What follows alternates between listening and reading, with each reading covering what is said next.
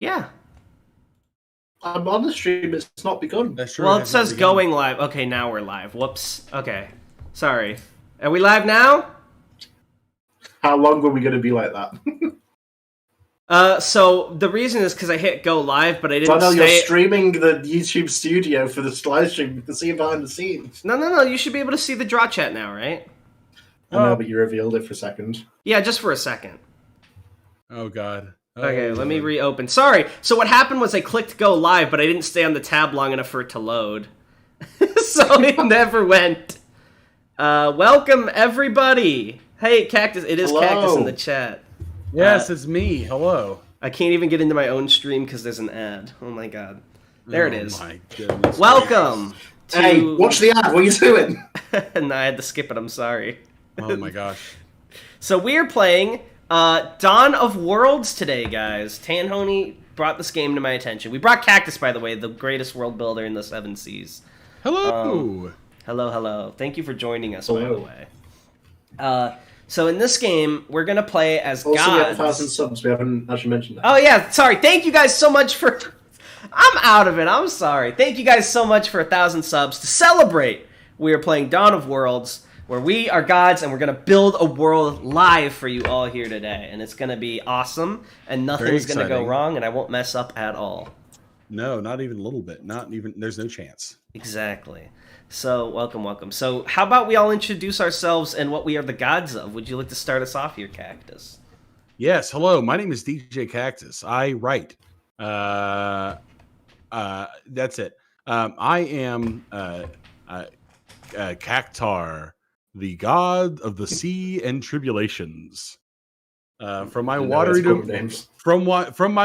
domain, do I supply mankind with all variety of trials and obstacles to overcome by way of great tempests or the mermen. Yes, you thought there wouldn't be mermen, but you were wrong. There will be mermen. Nice. Of course. Absolutely. Yes, that is me. Thank you, Cactar. And I am Darnus, the god of earth and malice. And don't mind me, I'm just drawing out the delineation for 1 inch. That might be too generous for 1 inch, I'm not sure. Is that a 1? Is that meant to be a number 1? No, the first line is just like how big an inch is for our purposes. That might be too big. Meant to be a 1. I would like to zoom out slightly, but as you can see, if I do that, then it's too small. So I'm trying to figure that out. But anyway, Tan, your turn. I am Tanalan, the god of the sky, compassion, and charity. Smile. Ooh, look at you! What a lovely, kind god. So today, but bear in mind that is compassion, charity, and none of the other virtues. Keep in mind. Just compassion. Us 3 brothers, for our birthday, was given this brand new world by our goddaddy, and then he pieced the fuck out. So today we're going to paint with some brushes here, and we're going to build a world. And nice. The first thing we have to do, Cactar and Tanalan, is roll some frickin' dice. So you have to type /roll d6, and you have to do that twice. All right. I see. So to start, I have 8 points. Roll 1d6. Okay. So I got. Wait, I haven't got anything yet. Oh, you just typed d6, not 1d6. Oh, okay, gotcha. D6. There we go. Yep. Oh, 1. Awesome. And then d6 again. Okay, 5. That's not great, but whatever. Nice. Not great, not terrible. All right, so Tan is 10, Cactus is 5, and I've got 8. So technically, you don't have to go like in terms of turns. But when we're starting here at the beginning, that might be a little bit easier. So would any of you like to go first for helping create this beautiful world? Okay, so what do we got in the... So we're creating some land, right? Or So like, you know, forests, mountains, rivers, different climates, you know, Arctic tundra, deserts, whatever your heart desires. We got to paint this world. Gotcha. So we can only do 1 action per round, right? No, you can do as many as you want based on how many points you have, or you can choose to do none and save up your points. Gotcha. Okay, well, I have 5. The only actions you're limited in chat. is, do you see the ones that have stars on them? Those ones you can only do once per turn. Gotcha. Okay. Well, I only have the shape land 1 inch, shape climate 1 inch. Okay. I'm gonna do shape climate Okay. twice. Okay. So it's 4 points total, right? No, they can't see the side chat. They're begging for help, please. What? Oh, sorry. Our viewers, they can't see the side chat. I see what you're saying, but give me a second here. Let's see here. I'm trying to be careful so it doesn't show the URL so everyone doesn't just join. So they might just have to... That's about as close as I can get it. Don't worry, guys. All you're going to see is dice rolling. It's nothing big in that chat. I'm going to say verbally what we get there anyway, so... Yeah. Okay. So here's what I'm thinking. So I'm going to control some climate. I am a god of tempests and and tribulations and the sea. So I'm going to say I like this area down, kind of down here in the bottom right. Mm-hmm. This is this bay here. I love that. That feels like a place where you should just have just a lot of big old waves. Sure. So I don't know if it's a climate thing necessarily, but I'm going to say that it is. So what I'm going to do is I'm going to say this area down here is really cliffy, really a lot of cliffs, a lot of I think like cliffs of Dover. Okay. Tanhony will understand this reference, being English. So I'm going to say that this area down here is just racked with monstrous tidal waves that just sort of slam into the shore. Very impressive. A lot of wave action going on down here. So beautiful. If there are people who live down here, they kind of have to live with the fact that these huge waves are hitting the shore all the time. Absolutely. It's a very violent part of the ocean. It is very violent part of the ocean. And what I also am going to do is I'm going to zoom out a little bit. I know this is kind of spooky, so bear with me. I'm going to say that out a distance away, it's going to be outside of your screen, kind of out over here. There's going to be a maelstrom. It's going to be a big whirlpool. Ooh, okay. I like that. Okay. And that whirlpool is what causes these big waves. So they kind of, let me readjust my size, my cursor size here real quick. They kind of, they come off of this thing. They're, as the whirlpool spins, it kicks off these big waves and they slam into the sea or slam into the island over on the side. So that's what's going on there. And now I've got 1 point left. Yep. So what happens now is if you end it, because you ended with less than 5, next turn, your cumulative bonus will be 1. So next turn, whenever you roll, you'll get whatever you roll plus 1 in terms of points. Indeed. That stacks up to plus 3 until you end a turn with more than 5. Me. Cool. All right, so we've got some epic waves over here and a maelstrom down there that is keeping everything working. So I appreciate what you've made, brother. I can see you're clearly doing some good shit here with the sea. So I would like to, fulfill my part of this whole creating a world thing. And I'm going to spend 6 points to shape land twice. Okay, so I'm going to make, for our purposes, 2 inches worth of mountains. So I'm just going to go looking for like a brownish color. Yeah, there we go. And just like, going to make some mountains over here. I erect the earth with my great hands. And just make some imposing, cold, menacing mountains. Look at those big old hands. Oh, yeah. Just really getting in the huge. Earth like it's It may look like a little red dot to you viewers. That's because your minds can't fathom. And that looks about 2 inches based on the scale I made. So I think I'll leave it there for now. And that'll be my turn for this round. Yeah, that's good with me. All right. Then I guess it's me. Yeah. And I'm keeping all this in a notebook and a notepad, by the way, Cactus, as we go. Very good. Okay, good. Now, you two have been very violent and unkind to this planet, so I'm going to be a bit gentler of hand, I think. Smile. Okay. Oh, my. So I'm going to use... so I had 10, so I'm going to use 6 of that to shape land. Over here, sort of in the middle. I'm going to create some flower fields Oops, I scrolled upwards. I created. I don't know what that is anymore. Oh yeah, the greatest feature is every time you hit undo, it has to recreate the Earth one step at a time. The entire world is. So this is my flower field because it was so zoomed out. You see, this is what it looks like. And is this a shaped land? flowers. You said? Yes, I'm making flower fields. These are the first flowers on the earth, so I'm just sort of making easy ones. They just sort of suck the fluid out of whatever they touch, really, just to make themselves grow. Okay. No. I don't foresee this causing problems. This Tanhony's back on his bullshit again. All right, so this is like what, like 1 inch of flowers, maybe? That's yeah. And so then there's some red ones over here. Okay. Because I was doing 2 inches, remember? Oh, 2 inches, my bad. You can call this like the flower wall, something like a tourist destination. So I assume like people around this area is like kind of grassy as well, though they suck up all the liquid. Yeah. Okay. Beautiful, Tan. I love your giant flower patch. Thank you. All right, so that's 2 shaped lands. How many points does that put you at? 4? 4. All right, and are you ending it there, or are you spending anything else?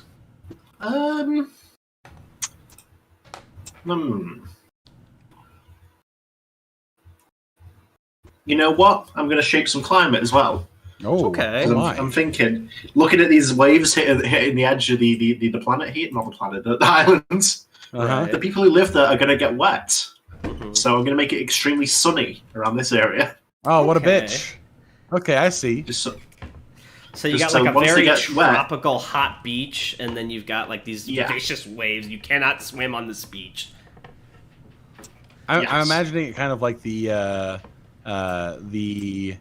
wave planet from Interstellar, except there's a beach. So you're on the beach, you're like just chilling out. You're like, okay, this is good. And then suddenly a mile-high wave comes by, and you're like, oh, this is not good for me. Oh, I should not be here.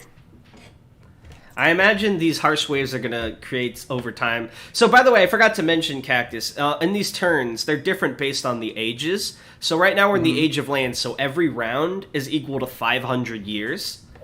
And then during the Age of Races, every round will be about 100 years. And then during the Age of Relations, every round is like 1 to 3 years.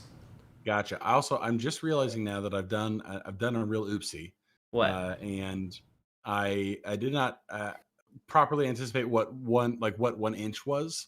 Mm-hmm. So I'm going to actually do everybody a favor. I'm going to reduce my waves a little bit. Yeah. To make them more suitable with the dimensions that I had options. I appreciate you doing this that. Thing. It's very nice of you. I didn't want to say anything because you're our venerable No. You're good. I'm glad that I went back and read the rules for the first time. Here they go. Okay, so waves still present just on this little stretch here, and the typhoon's still kicking them out. Pew, pew, pew, pew. Beautiful. I love it. All right, yes, so shall we go to round 2 then, gentlemen? Shall we go to round 2? All right, so now we rolled 2 more sets of d6, and whatever you get, add a 1 onto it. So for me, that's 6 plus 1, so I get 7 more, so I have 9. Oh my god, I just have 4. Oh man, it's that same thing. You guys are getting wrecked over here. My rolls are garbage. Okay, that's fine. Okay, man. That's fine. Okay, so what are my... I have 4, so I got no 4 money. Not a ton of options. Command order, command avatar. Okay, so let me see here. I'm just doing a little bit of reading. So the god is a major figure within the history of the world. Happy Dragons Dynasty. Okay. All right. So is that an option? Where's the create? Okay, someone in the chat said I have yaoi hands, and that's not okay. Oh no! Oh beans! Oh beans, indeed. I'm actually gonna save my turn. I'm content to let my waves continue to pound Tanhony's shoreline here. Flush. And I'm gonna. Excuse me. Yeah, you heard me. I'm gonna hold my turn. I've got 4. Okay, so you still get the cumulative bonus. So now your bonus will be to +2 next time. +4 next time. No, you keep the. But I just mean additionally to what you roll, it's now +2 on top of that. Because you have a bonus, so you have 4 points in your pool. Next time you roll, you will take whatever you roll +2 and then add that to your 4. Gotcha. So I've got 6 total, and then plus whatever I roll. Yep. Yeah, Wait, you have 6 now? No. Well, no, he's gonna have 6. Okay. I got you. Yeah. Okay, we're good. All right. So for my turn, I'm going to shape land 3 times. So I see my brothers; they're being patient. I appreciate that, but I need to get this world rolling. So I'm just gonna start creating like a motherfucker. So the first thing I do is I see Tan's pretty little flower field, and I'm like, oh, good job, that's so sweet, brother. I'm vomiting on the inside. It's gross. Oh no. And, what are you doing to my flower And fields? I'm not going to touch his flowers, but right above them, first I'm going to make a vicious tundra. Just like super cold.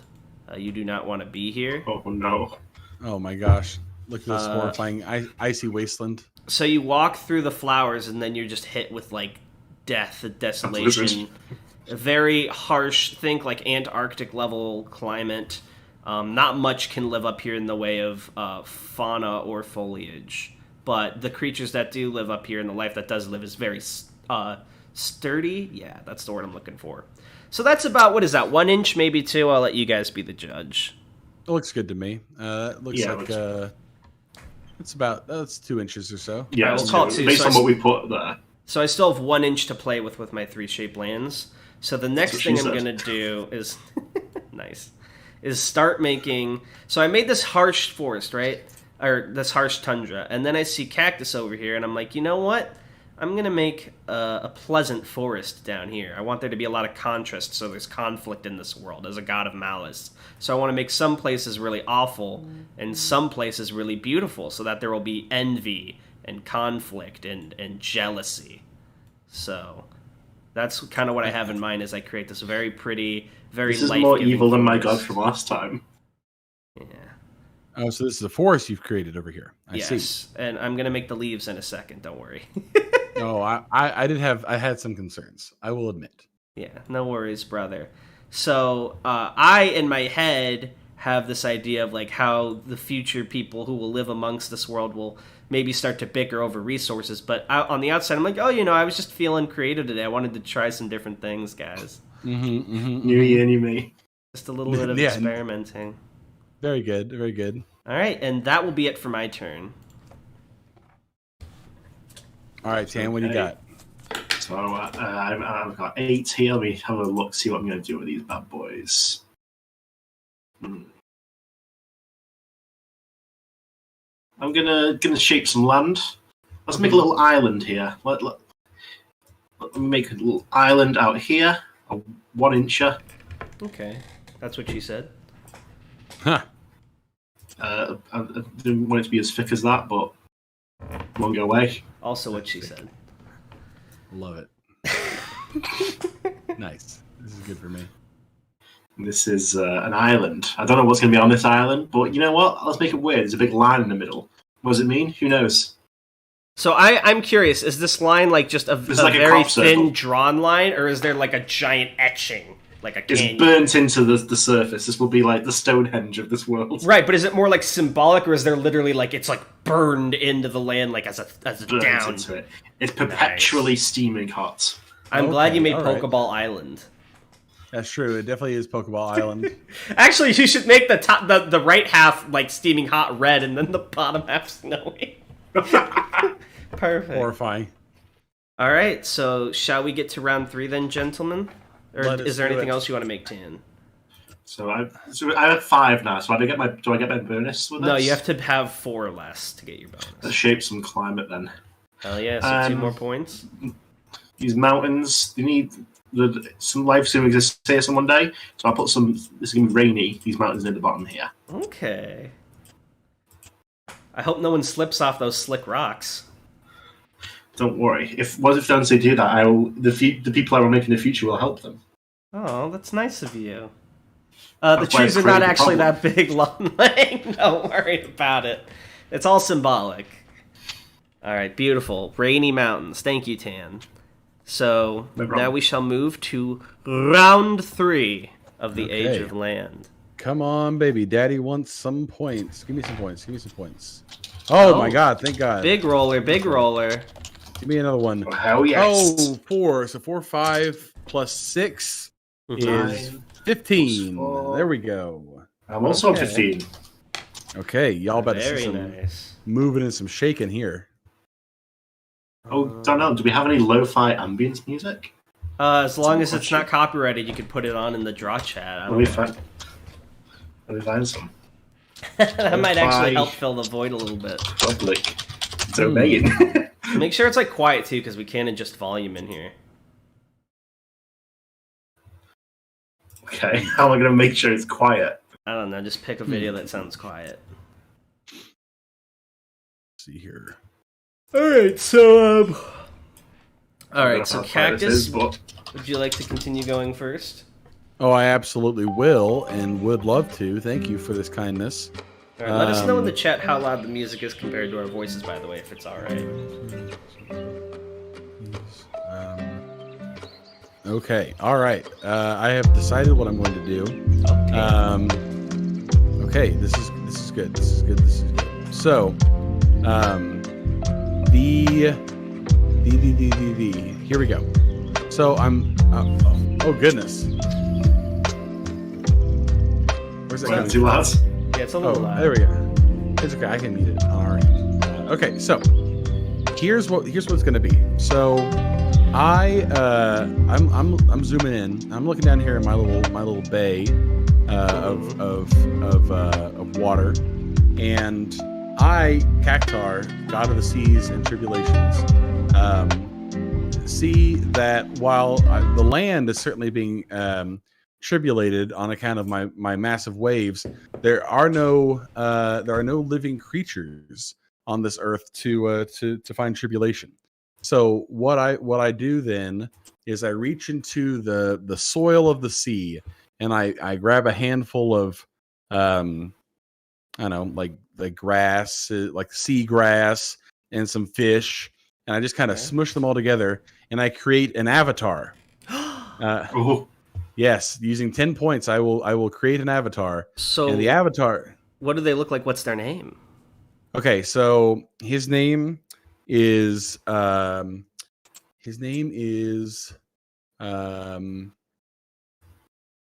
Avatars are great. They let you do extra actions a turn. So the actions you can only do once a turn, you can do them a second time with Avatar and Command Avatar. I don't know if I would say that he has a name. I'm just gonna call him the Walker. Okay, and he's the first living sentient creature that comes out onto the world. He is a fishman. He has a vaguely humanoid body. So I'm going to draw some legs. Here he is, vaguely humanoid body, except in place of his arm. Well, hang on, I did an oopsie there. Where's the undo button? It's next to the magnification. There you go. Do it one more time. There we go. Okay, so he has arms, but on the back of his arms are flippers because he has like a little fish and he can swim real good. And he is. He comes out onto the sea or out of the sea. He's got his little fish head there. He's got his little eyes here. He's very stoic. He has no strong emotions one way or the other. He simply he walks from the sea to the land, and he spends, I assume, hundreds of years just kind of surveying. And before anything major happens, he is the Walker. And he observes. And here's and is he like fishman sized, or is he like a giant fishman? Oh no, he is normal sized. He's a normal sized person. So he's very big here, obviously. I had not considered that. Let me do this. I can. Is there a select? So Tan, I found a life hack. And Andre can't take credit for this because I did it before they said it, but I just turned down the volume on my sound mixer, yeah. So now it's good. You could put insert a shape, like a square around it, so it's magnified. Yeah. We'll do that. We'll definitely do that. That's what it's gonna be. So you can, the people at home, they're astute observationists. They'll know that this is a magnification of a guy who's just like this. So, the scale. He's down there. Yes. So he's walking around down there. He's gathering knowledge. Those trees are huge. Yeah, they're fucking giant. Look at that. He's gathering knowledge. He's collecting information, and he is returning to the sea every so often to commune with his primal deity, which is, of course, me. So You're done there? I'm not done. I've done that's 10 points. I had 15. I'm going to also. No, I mean you're just hanging out in the ocean back there. Oh yeah. Look. Oh yeah. This is hey. Spoiler alert. Down here, this whirlpool. This is me. Yes, I know. I am. I'm very tempestuous. Whether I am the whirlpool or just the spirit of the whirlpool, hard to say. But so this is my guy, the Walker. He's down here on the beach, and then I am going to create land. And what I'm going to do is this. I'm going to say that the Walker, he spends a lot of time wandering through these forests in this place, but what he really enjoys is going back to the sea. So he obviously this is a hard place to kind of live on account of the giant tsunamis that are hitting the water or hitting the beach all the time. So what he does is he has a little spire over here. I got an inch, a little spire sort of deal like here. It's not supposed to be a heart, but it kind of looks like one. And on that spire is a sort of rocky. Well, hang on, that's not good. Kind of a rocky cliff that he can rest upon and watch the water. It's his favorite thing to do. He's just sort of sitting up here at the top. Over, it's his outlook, right? Okay. He can feel the sea spray on his face. It rejuvenates him, and that's sort of his deal. Okay. So that's what I'm gonna do. I've got 3 left over. Yep. So just to clarify, you made an avatar, and then you did your command and avatar for the turn, and you made like a rocky outlook.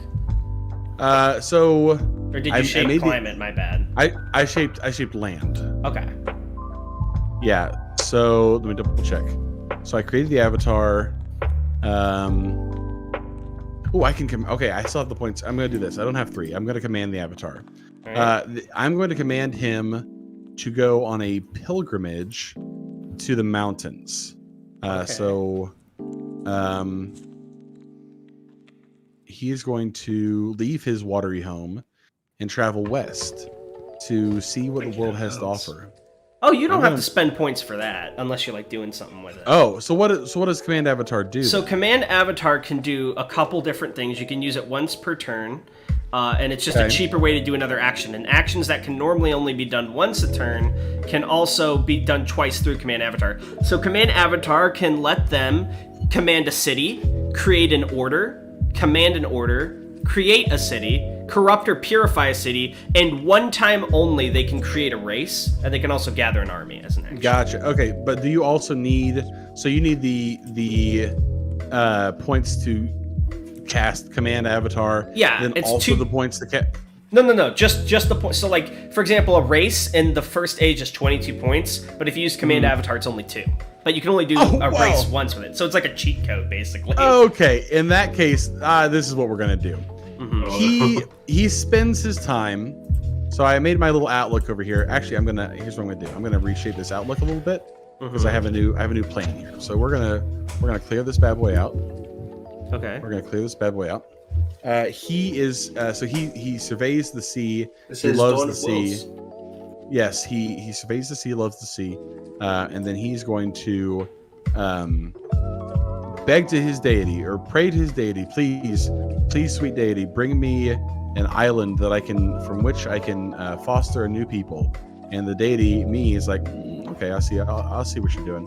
And so he makes an island down here in the sea, and on that island he creates the sea people. And the sea people are like him. They look similar to him.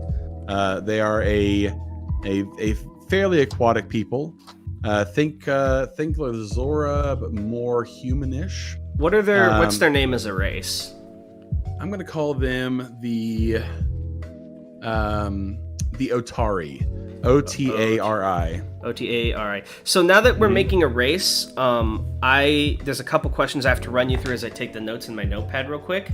So the first thing is you make a race, you give them like a starting city. So first you have the Otari. So can you describe them to me real quick? Yeah, what sure. What do they look like? How do they behave, etc.? Of course. The Otari are a seafaring people. They are traditionally considered to have been brought out of the sea by their deity. They were, the first Otari, which was the Walker, is their prophet. If you will, he is. He communes with the sea, and they commune with him. They are capable of living both above and below water. They can breathe that good water air, which is a thing they do. They can't be far from the sea for too long. They do tend to dry out if they are separated from the waters too much. So they kind of stay to the coasts. They stay to the rivers, though we don't have an abundance of rivers yet. Yeah, we'll make them as we go on. World's still baby world.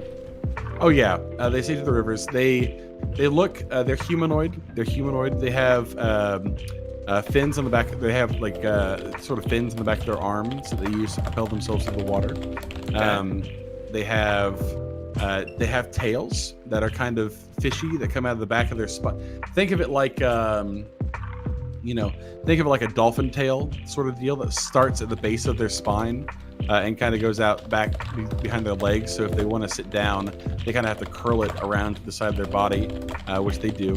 So, and then they are otherwise, humanish. They have, vaguely fishy kind of eyes. Their eyes are a single color. They've got the ridges over the top of their head. They've got a fin back there. And along their necks, they have gill structures that will open up when they're in the water. They are heavily attuned to the sea. They love that good water. And the tidal waves that come in, they see that as they consider the tidal waves to be a message from their deity. They see those as divine. Read the tidal waves as omens. Exactly. Okay. Yes. So, real quick, alignment, and they just keep it very simple in the game to start, is on a scale of plus and minus. There's no upper, lower limit, but plus generally means more good, minus means more evil. So when you make a race, you can start them at +1, at 0, or -1. Where are they starting I'm gonna say they're at 0. Okay, so they're like a neutral race. They just do their own thing. Yes, they have a lot of they strongly identify with the sea, and they would probably, this is getting a little ahead of ourselves, but they would probably see things like ships as being kind of sacrilegious, right? Because in their eyes, if you are incapable of traversing the sea, in the way that the Lord Cactar gave to you, then you do not need to be out on the sea. Absolutely. And any other kind of the machinations of man are an abomination in the eyes of Cactar. So the Otari probably do not care for that very much. Not that there are any other races yet. They are the first. No, yeah. They right now they are mostly concerned with. They're a young race. They just crawled out of the ocean, so they're just going to watch. They're just going to watch the waves come in, and they're going to spend generations doing that. So, what's their first city/village called? I assume it's their capital as well that they start with. Yeah, I'm going to say that their first city is less of a city as much as it is like a kind of communal gathering place. Okay. Because they are. They are kind of a transient people, right? They live in the sea. They live on the land. So before they even have a conception of the of what a city would look like, they are going to just sort of on this island down here, down around the beach area. They're going to have a gathering place, and they're going to call that the Long Watch is what they're going to call it. The Long Watch. The Long Watch. Yes. Right? And could you draw like a quick little O for Otari for like their city there? Sure. Or not city, their gathering place. Sorry. Yeah, we're gonna say it is here. This is where the Long Watch is. And it is a holy sight for them. They gather there as the waves come in, and they commune with their god that way, and then they commune with each other, and they go back into the. They also, and I should say this too. They can speak with the voice only while they're above water. This is of course Little Mermaid rules. Everybody knows this. Okay. They can speak with their human voice above the water, but when they are underwater, they do the dolphin click click click thing. Clicking underwater. All right, I got this all written down. And by the way, when we finish this, I will save the whole notepad and post it in our server when we're done. Very good. All right, so very, very cool. And is that all for your turn? Yes, I have 1 point remaining, and I'm just going to sit on it. All right. So I probably, we still have a mostly unfilled continent here. It's mostly just like empty rock. So I come out, I'm ready to start making some more things, and I look down and I go, what's that, brother? What are those little things? These are nothing. Ignore them. They are here for me to tribulate. Think nothing of them. Leave them alone. Of course. They look very marvelous. I'm happy for you. They're wonderful. So I'm very kind. I compliment. Oh, sorry. What were you saying? Mm-hmm. Oh, nothing. Ignore them entirely. Sure. So I compliment Cactar over them. Of course, I play it cool. And then the minute he goes back to his people or whatever he's working on, I turn around. I am filled with incredible jealousy that he thought of creating creatures that are subservient to him before me. And in anger, I go to the mountains. I just start punching a hole in the mountains so hard. Punching a hole in his wall. I create this large hole, and I keep punching until my fists become bruised and bloodied. And then, as my blood drips into this hole and creates a form, I create my own avatar. Oh my, oh dear. And out of that is formed this sort of very buff, muscular, furred, humanoid-esque creature with the head of a bull and these enormous horns. And it's like sort of shorts, or like its sort of loincloth is like made out of this rough obsidian stone. And I call him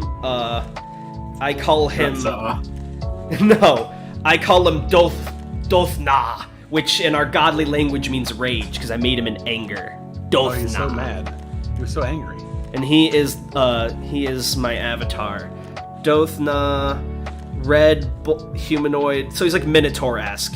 Humanoid. I'm all about that. Very bull, good. And he stays in the mountains for now. And I don't make a race yet because I only have 1 point left and there's still a lot of world to make. But I just sort of let him stew and I go, I can create too. I made you. And he's just like, unlike your avatar, who's very, he leads his people, he watches. My avatar just wants to destroy things. He often viciously beats against the land. He cries out. And to that end, although I'm proud of him, I'm like, all right, you can't go down there. You're going to cause problems with my brothers. So you just sit tight for a second. And that's my turn. Post-creation clarity. Yeah, and then are you at under 5 points as well, Cactus? Yeah, I have 1 left now. So both of us have our cumulative bonus at 3 now, which is the cap. Very good. Okay, this is good. So Tanhony, your move, and I'll draw my little. Okay, I've been thinking. People have been carrying some stuff that's not so good. As the god of compassion, I must now calm everyone's tempers a bit. So I'm going to create my own avatar. Nice. Oh my. Okay. So I'm going to create. So it's my guy. I've not yet thought of a name. I'll think of it during the sentence, most likely. But he's a giant primordial dove that I'm going to sort of release from a little divine cage over here. Mm-hmm. So here he is. This big dove.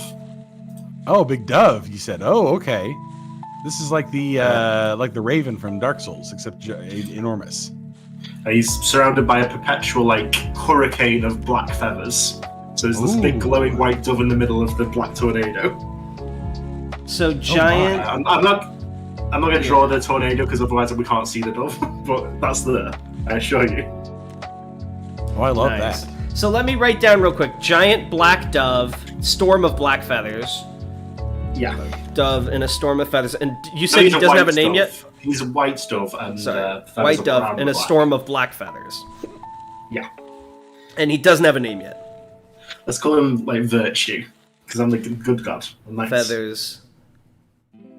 Virtue. All right, so we have the Walker, Dolthra, and Virtue. Okay, so we got the So I still 3 have 5 avatars of points. this world. This is good. I'm going to command this guy. Okay. Because as you've been doing all this, I've just been tending to my flowers like a good god. And I noticed that a flightless bird attempting to fly, and I felt pity for it. So I'm going to ascend its species to sentience through my big dove. All right. And I'm going to make the Sablin, I'm going to call him. The what? The Sablin. How do you spell that? Sablen. Sablen. And they're like a flightless bird, so like penguin people or different like ostrich people? Like imagine crosses between ravens and penguins. Short and Ravens, stocky, flightless. Ex-penguins. All right, so give me a quick second to get my notepad open again so I can start writing details. So the Sablin... whoops, I had the wrong thing open. So next we have Sablin. Okay.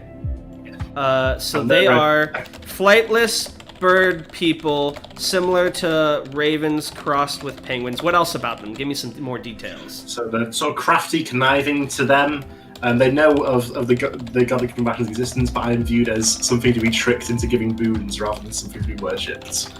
See him as someone to trick instead of worship. Okay. And by the way, Cactus, I need to mention this real quick. So the gods who create races, at any time, we can use command race on them. But if you want to influence a race that isn't your own, you have to make an order within them, create order, and then you can command a portion of that person's race. So like Tan can command his bird people, you can command the sea people, but I can't do that, if that makes sense. Gotcha. I see that you have given your Minotaurmen some pants. That's they're made of obsidian stone. Oh, okay. So his hog's not hanging out. So he's constantly crumbling as he walks. Yeah, that's true. He's cutting himself with the jagged edge of this obsidian. Yeah, well, his body's made of blood, so he sort of like floats around the rock in like a shimmery way. All right, so they're flightless bird people. Is that the Scarlet King? Similar to ravens crossed with penguins, crafty, conniving. They see the god of compassion's existence. They trick him. What's their alignment? Like 0, -1, +1? -1. Okay. And what's their capital called, or what? Like what will become their capital eventually, even if it's just like a small tribe? Sabliestro. So Sabliestro. Yeah. Sabliestro. And where is that? Can you put an S there for? Or yeah. I have already. Perfect. I love them. And right now they just live near the flowers, so that's like the bare rocky land, right? Yeah.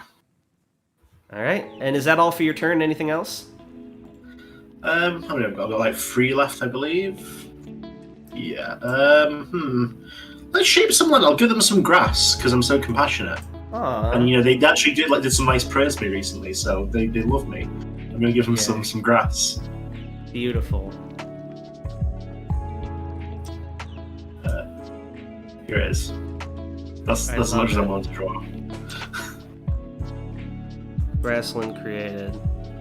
Alright, so round 3 was super eventful. So we have 2 of like the... And keep in mind, every turn during this age is like 500 years, and then it's 100 years next age, and then lower. So these are like the primordial races. These are like the first ones to walk amongst the earth. When races get cheaper, there'll probably be much more. So like these are like the progenitors, so to speak.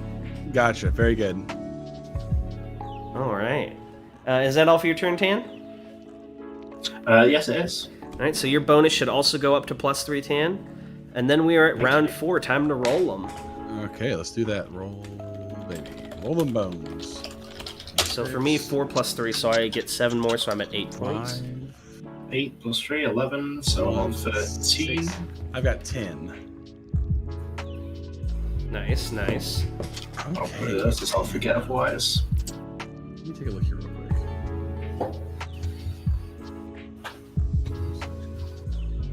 Alright. Did everyone roll? Are we all ready?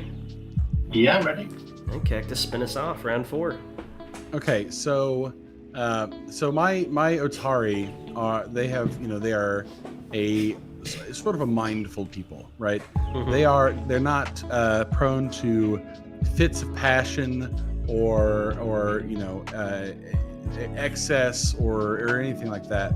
They are a simple people who they enjoy they enjoy the sea and the benefits they get from that, and they are in tune with their god, and they're very introspective, and that's all great until one day something weird happens.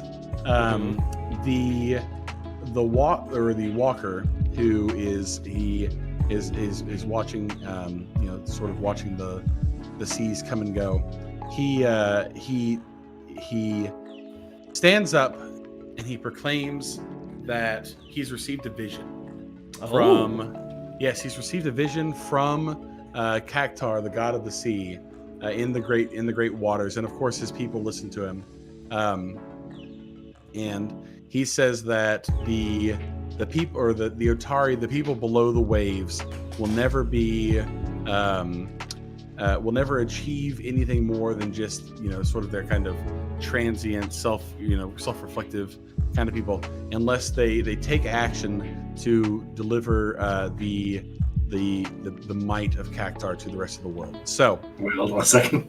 To that end, I'm going to use my command avatar to command race. And I make sure I'm doing this right. Yeah, you should check the command race list to see what that entails. Yes, so let's see, command race. Hang on, I'm looking at the wrong thing. It's okay, take your time. While he's like doing something menacing, I'm like, so how you doing, Tanhony? I'm just sort of playing around with little figurines of my bird guys. Like little Smash Bros dolls, like the little... Yeah, I like the little brother, like, yeah. Okay, as the fucking birds trick me into giving them donations. So here's what he does. I've decided. He is going to declare war. Okay? On who? The birds? Not against the birds. Not against the birds. Against the land itself. Fuck. They are going to go out into the land, and they are going to begin digging channels as a project, a massive project for their race. They have their one little city, the Long Watch, but they are going to, every day they're going to begin digging channels into this beach with the hopes that as more and more waves hit the beach, it will pull more of that land into the sea, and they will become, they'll have more land for them to live in.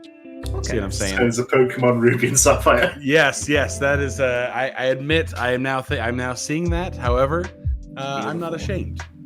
Okay. So, what this is going to be mechanically is I'm going to use my command avatar to. That's going to be 2 points, and I have 10 total. And they are going to command race. And so what their command is now is what their command race is, they are going to start a war against the land. So they're going to begin pulling sand or pulling earth away from this area of the beach over time, just into the sea. In fact, what they're probably going to end up using that land for is to build themselves an underwater kingdom sort of deal.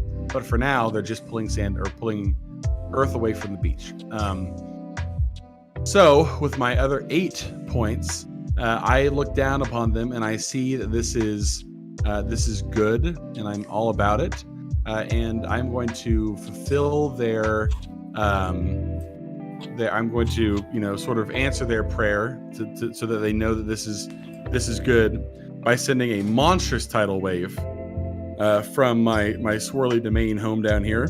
Absolutely. That's going to strike the land. And I'm going to do shape land. Okay. And here's what I'm going to tell you what my shape land is going to be. It is going to be, let's see, 1 inch, 2 inches. Yep, that's going to do it. My beach. It is going to do something like this, where, hang on, let me make the cursor the right size. A massive tidal wave comes, and there we go. Now this beach, which was formerly arid and sunny, is now still very sunny, but is now fully water as a massive tidal wave pulls it into the sea. And there's like a sandy foundation under the water. Correct. And the Otari say, "Oh my God, this is it. This is our divine benefactor now is calling us to do this. So they are going to begin dragging as much of the earth and metals of whatever they can grab out of the earth down into the water here, where the land used to be. And I'm going to do one more thing. I'm going to do one more thing because I have 2 points. And I'm going to spend those 2 points on change climate or create climate or shape climate. And what I'm going to do is, as they begin doing this, when that last tidal wave comes through and hits the land and causes that big catastrophe, the tidal waves stop. They cease entirely. And now the people are like, yes, it is us. We now carry the torch of Cactar. We will make a watery world for ourselves. And that is the end of my turn. I have no points left. Beautiful. So you keep your +3 as well. And that I do. So for my turn, I see you guys have both made a race. I see all this great stuff you're doing. And I really want to make one too, but I'm looking at our continent, and we're already on round 4. It's been this 1,500 years, and there's barely anything.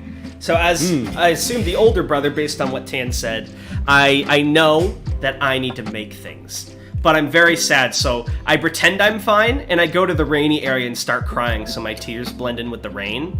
And from my tears forms a large river.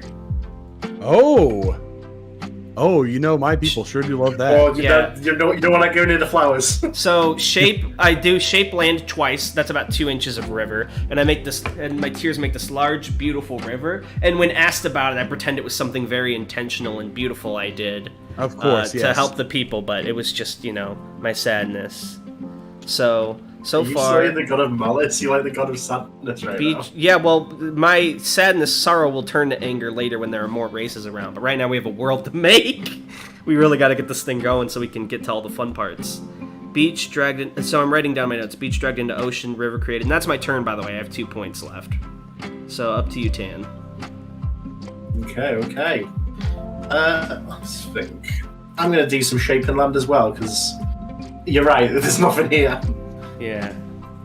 So I've received some entreaties from the bird people, the Sablin, and they think it's a good idea if the river goes through their land. So I'm going to extend it a little bit for an inch or so. Okay. So that's probably like one. No, that's more like 2 shape lands so far then. Maybe 1. I don't know. Let's say 1. Let's be kind. And I mean, it ends in a little lake here for them that they can sort of monopolize. Beautiful. Wow, they probably are surprised it tastes just a little bit salty, but it's still clearly fresh water. Yeah, and then I'm going to do another shape land. I'm going to create another river, and it branches off and goes this way into the ocean blue. That's probably like another 1. Yeah, I buy that. All right, anything else for your turn? Yes, I'm also going to do another shape land. Hell yeah. It doesn't stop. And this one is a giant crack that forms in the earth from the force of the previous tidal wave. Oh my. Over here. Oh, that was meant to be black. Hold on. So is it like a canyon type thing? Yeah. It's like this. The angle means that the water doesn't get in, it's just sort of a big crack in the land. Interesting. And how deep does it go? Pretty deep.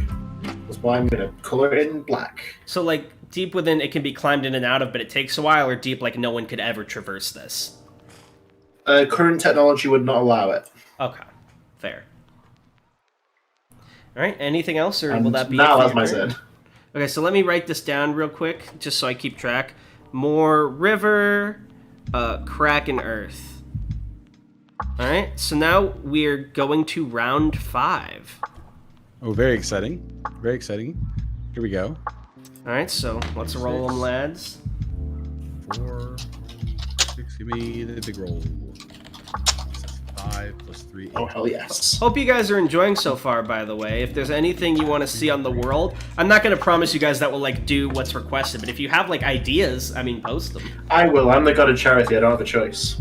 That's there my you go. RP. Alright, so I got 6, and then plus 3 for 9. And what was I at before, 2? I accidentally erased it before looking. So 9 plus 2, so I'm at, like, 11. Okay. Alright. So, did everyone roll? Are we all ready? Yes. Yeah. Yeah. All right, Cactar, hit us off. Okay, so here's what I'm thinking. The Otari now, it's been 500 years. Under the watchful tutelage of the now far more zealous Watcher or Walker, whatever his name was, the Walker. Yeah. Maybe it's changed now. It's become more zealous. Maybe he's You the know what? Watcher. I think you're right. I think he finally decided to pick a name for himself. His name now is I'm writing this down. The Walker dubs himself. the Walker dubs himself Zoltun. Zoltun. T-U-N, Zoltun. I like it. Yes, Zoltun. And he is in universe they just see, they believe he's seeing prophetic visions, and what instead he's seeing is the frustration of a god who created a race of people that he could throw waves at, and then they were just all about those waves, and they were not being tribulated at all. So now the god's like, all right, well, this fucking sucks. So now he's like, okay, I'm taking a step back. I have a new plan. I'm not going to tribulate the Otari. They seem to just sort of be, they kind of take everything in stride. But there are all these there's a whole other continent out here that I can tribulate instead. Why don't we just go tribulate them? Beautiful. So the Otari, in their war against the Earth, have begun digging channels into the land around this bay, which I'm going to give it a name too. They're going to name this area. They're going to call it the Bay of Pigs. No, I'm kidding. Yeah, the Bay of Pigs. No, they're going to call it the Bay of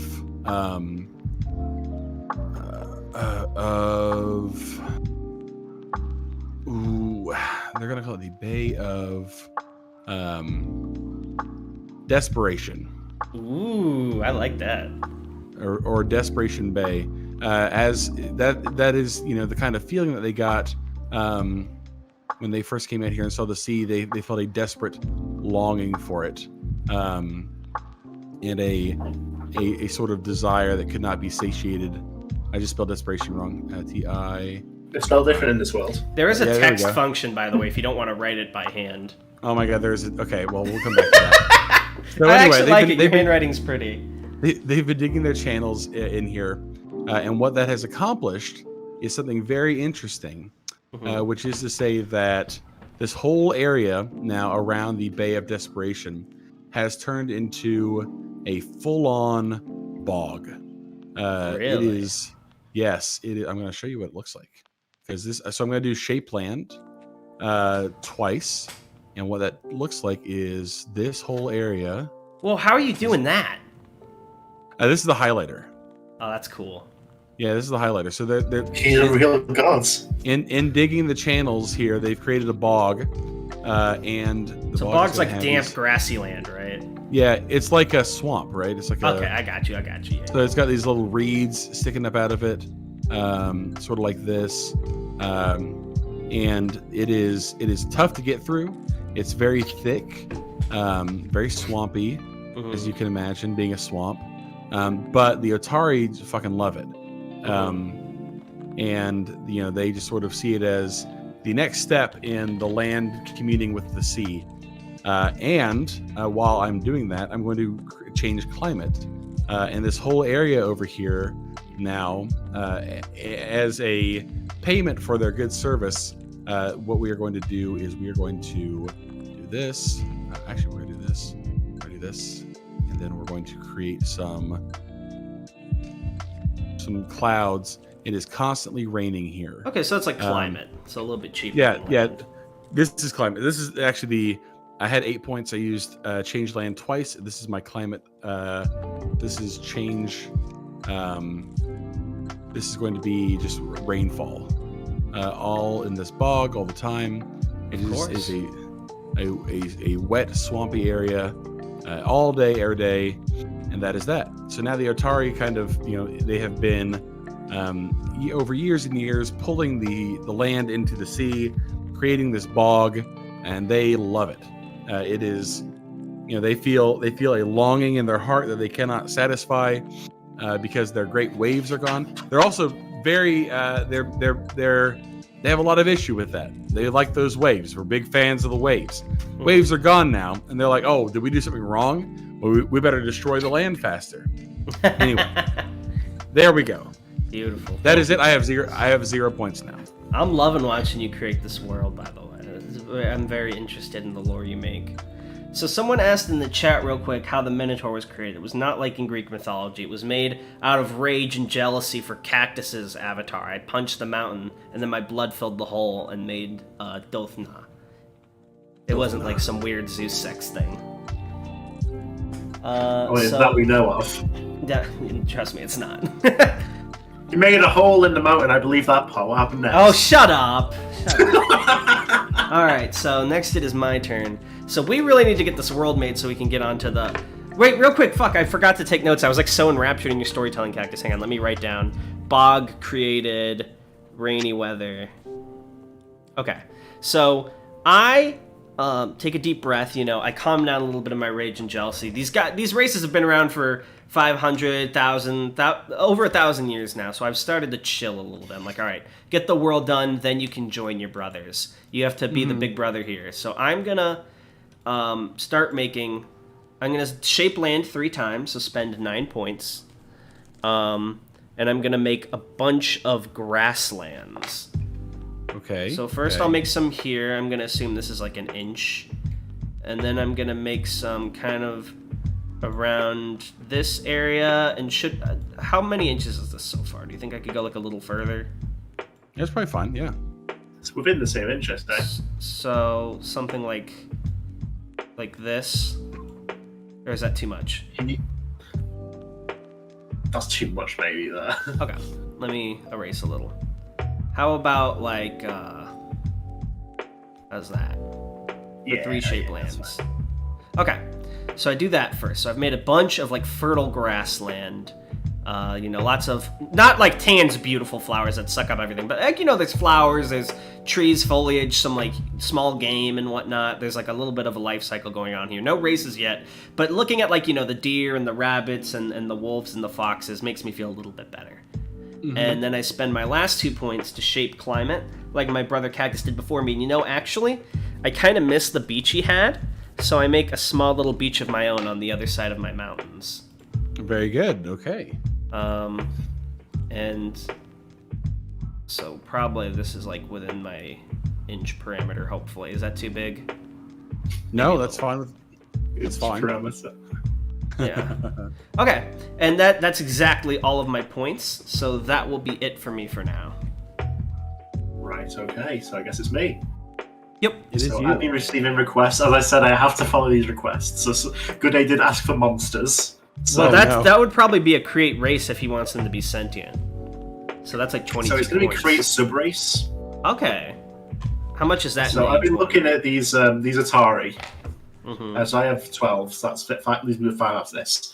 And I see that they really want to declare war on the planet or whatever, or the land even. And I want to help out any way I can, because they seem like they need some help. So I'm going to inflict a blessing on them. Oh my! A capital B blessing. So it's if they are in. So it's sort of like a built-in system to some of them. It sort of spreads in a manner akin to a disease, but it's good. It's a blessing. No, of course. Okay, what's the subrace called, real quick? By the way, the Bat Otari. They're literally just called the Bat Otari. No, Bat. BA hyphen Otari. Yeah. All right. And if I'm not able to satisfy their craving to the desperation that the bay is named after to spread the ocean, get all that land, they do transform into stronger Otari, so they can do better at it. So what makes them transform? Can you? Sorry, I'm trying to get all the things written down. Can you read over that? Like in Dark Souls, going hollow, sort of like. So if they can't are unable to satisfy their urges to spread the ocean and sort of expand their domain, they transform into BA hyphen Otari. Okay, so this is after they've transformed. Yeah. They are transformed. Well, like Ba Otari are the already transformed. They're not like only Ba Otari. They start as normal Otari. Okay. They're transformed into Ba Otari. So what is different about Ba Otari? Describe them to me. They're bigger, more muscular. Sometimes they can have weird mutations like tentacles or extra fins. They're blind most of the time. They sort of got anglerfish-looking faces with the big sharp teeth. Anglerfish-looking faces. And a little bit rabid sometimes, but not enough that it's a big issue. So are they like alignment -1? Yeah, and they just sort of they're stronger, so they can do their thing more. So they're bigger, stronger, and maybe a bit dumber and less rational. Is it like sort of feral? Might be a better word, but don't worry about it. That's like only like 70% of cases. Okay. And I assume this is like probably maybe about a fifth of the previous Otari have become Otari or something. I would say the 10th. A 10th. So pretty small. Yeah, but it's a very small marriage, right? Yeah. They're basically werewolves, let's be honest. Okay. But once they transform, they stay transformed, right? They can't like. Yes, that's permanent. Okay. Anything else for your turn? I got 5 left, so I guess I'll pitch in with the creation of the world. Yes, please. I just want to get the world created so we can get onto the. Someone else requested some floating islands, so I'm going to do that. So like sky islands. So mysterious minerals in the bowels of the earth suddenly sparked into life and sent big chunks of earth flying up into the sky here. Ooh. Where they now float. So let me write down floating islands created. And what's below the floating islands? Like grass, rocks? Oh. Floating island. Alright. There we go. Alright, is that all for your turn? That will be there. Let's move 2. So now that this is round 5, this is the first round where we can vote whether to move on to the next age or not. And if at least 2 of us vote yes, then we move on. I vote no because we still have way too much continent to fill out. And I very much stress as the older brother that we need to fill this out, then we can go crazy and start popping up more races. And I plead with my brothers to help me out in filling this out so that I can join them in their creations. So my vote is no. I also vote no. Okay. Yeah, same. All right. So we shall move on to round 6. So 6 plus 4 plus 3. So I get 13 points. Damn. I just got the 1 and 4. 4, 7. So I want 9. I have 11. Lan, maybe you should worry about mass extinction after we've created enough races that it's meaningful, because there's a way to do that. But yeah, there's not enough for it to be mass yet. yeah, we're literally in the. We haven't even finished painting the continent. There's so much blank space. I'm gonna go toilet really quickly, so I'll take my turn last here again. Yeah, no problem. Very good. Okay, so I'm gonna do. Wait, Cactar. Oh, go ahead. Tanhony is gone right now. He is. So I approach you, and I say, "Listen, okay. Tanhony, while he's in the bathroom in heaven, he's a sweet younger brother." Yes, and I'm saying this out of jealousy, but I'm playing it off like I care as a brother. I say, listen, you are a god of tribulations. You know that for people to grow, they need hardship. Look at the Otari. Look how much they've grown. I think perhaps, of course, I still want your help with the land, but maybe it might be good for him if you give the Sablin some hardship. I'm not saying you have to, but just in the near future, keep that in mind. Suddenly, as you say that, I look up from like my small zone, and I realize that there's other stuff going on, and I'm like, what? Just like random shit. There's other stuff here? What? Yeah, I've been like so laser focused on my Otari.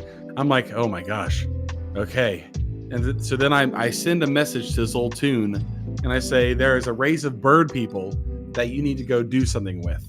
And he is, now that they've been kind of growing over time, they are going to, first thing they are going to do is,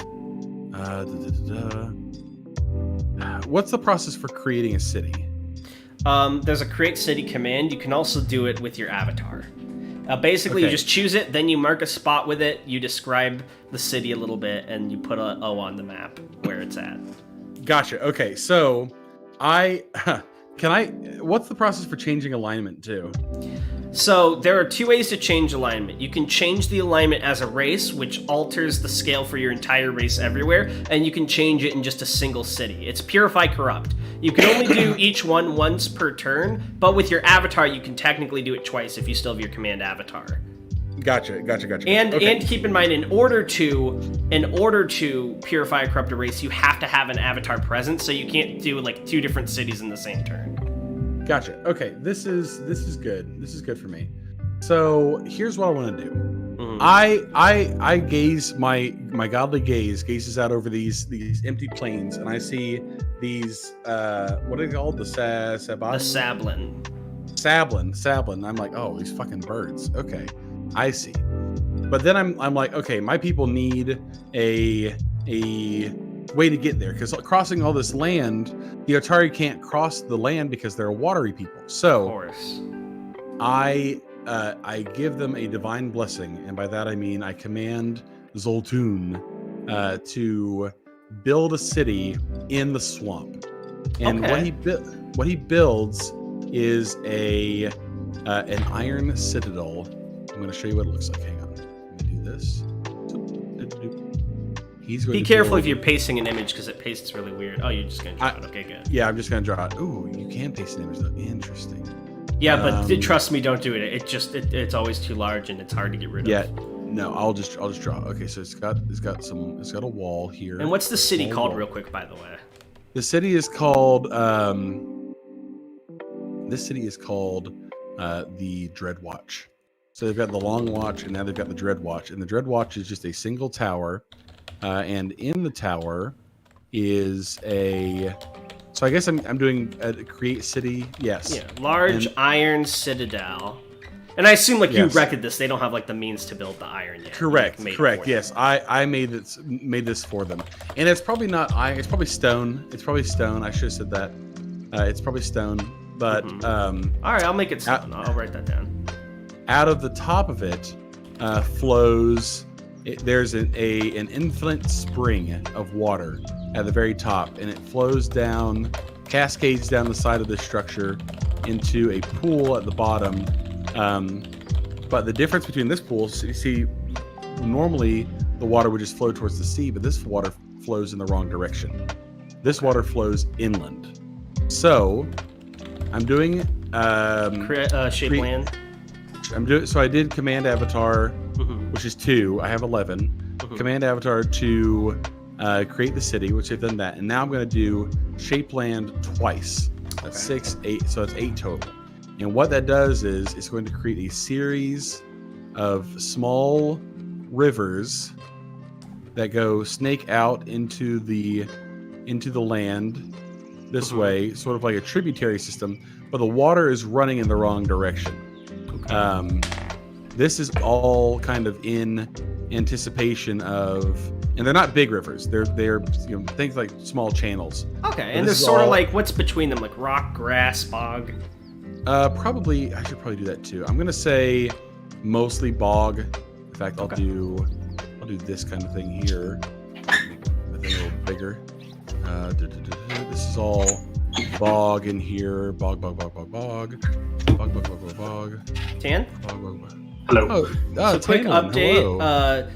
Kaktus did command Avatar to make the city of the Dreadwatch and erected a giant stone citadel. From it pours a fountain of water that creates these small channels that run in the opposite direction, upwards towards your area. And there's like bog in between them. Yeah, there's a whole race of people that haven't been tribulated yet, and we need to get some tribulation going on. The Otari have suffered enough. It's time for someone else to suffer. Anyway, so there's that. So this, Oh no, so many options. so there's, so many options, so many one option.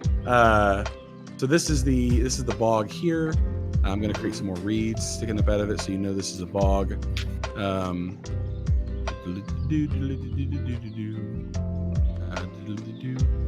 And so just these little channels of water sticking up out of the ground here. And yeah, this is just, it's not encroaching on anyone's zone at all. Just this very lovely stone tower with water coming out of it that flows in the wrong direction towards, nowhere in particular. Okay. So that's that. Yeah. Okay, anything else for your turn? No, I'm pretty good. I think that's good for me. Beautiful. So I'm very pleased with what Cactar's making. He's helping me grow the world around, and I thank him for it. I say, thank you, brother. I see you taking great steps. I respect that. So I'm going to real quick check the point tab again and see how many I have. Okay, it's a little too expensive for me to do something just yet, but I'm keeping you in mind. Oh yeah, sorry, and I have 3 left over. Nice. So the first thing I'm going to do is, let me check my inches here. Okay, so it'll be about 3 inches. So I'm going to shape land 3 times for 9 points to start. And I'm going to make these great steps. Steps, not as in stairs, but like the hills. Yeah, steps. And I'm putting them all around this crack so that it can like be watched over and they can see, and people can see where they're going from a long distance. These great large hills, and they're gonna be all up in this area.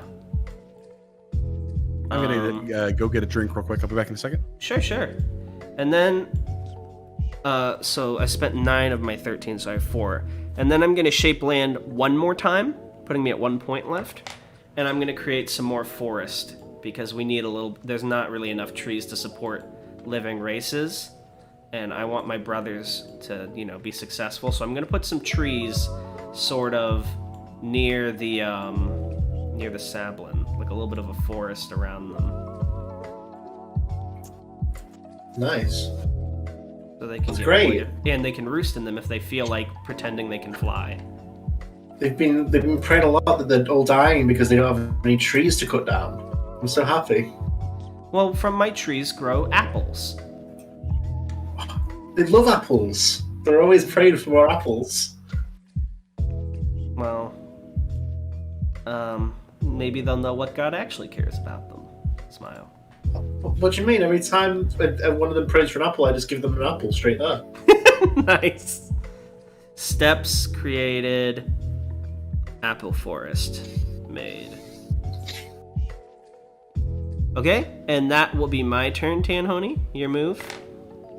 Of course. So, never mind. I thought I had something back. I had just under the amount I needed. Okay, so what I can do is I'm going to shape some more land then. Nice. I'm going to have how many times you be shaping land? I'm going to do one right here, and the giant pillars are going to raise out the sky, the ground here. Classic. Like stone pillars? Yeah. Sort of naturally formed, but it's like a wonder of the world sort of thing. Large, naturally formed stone pillars. And then, let's have a look in the chat. Anyone got any demands?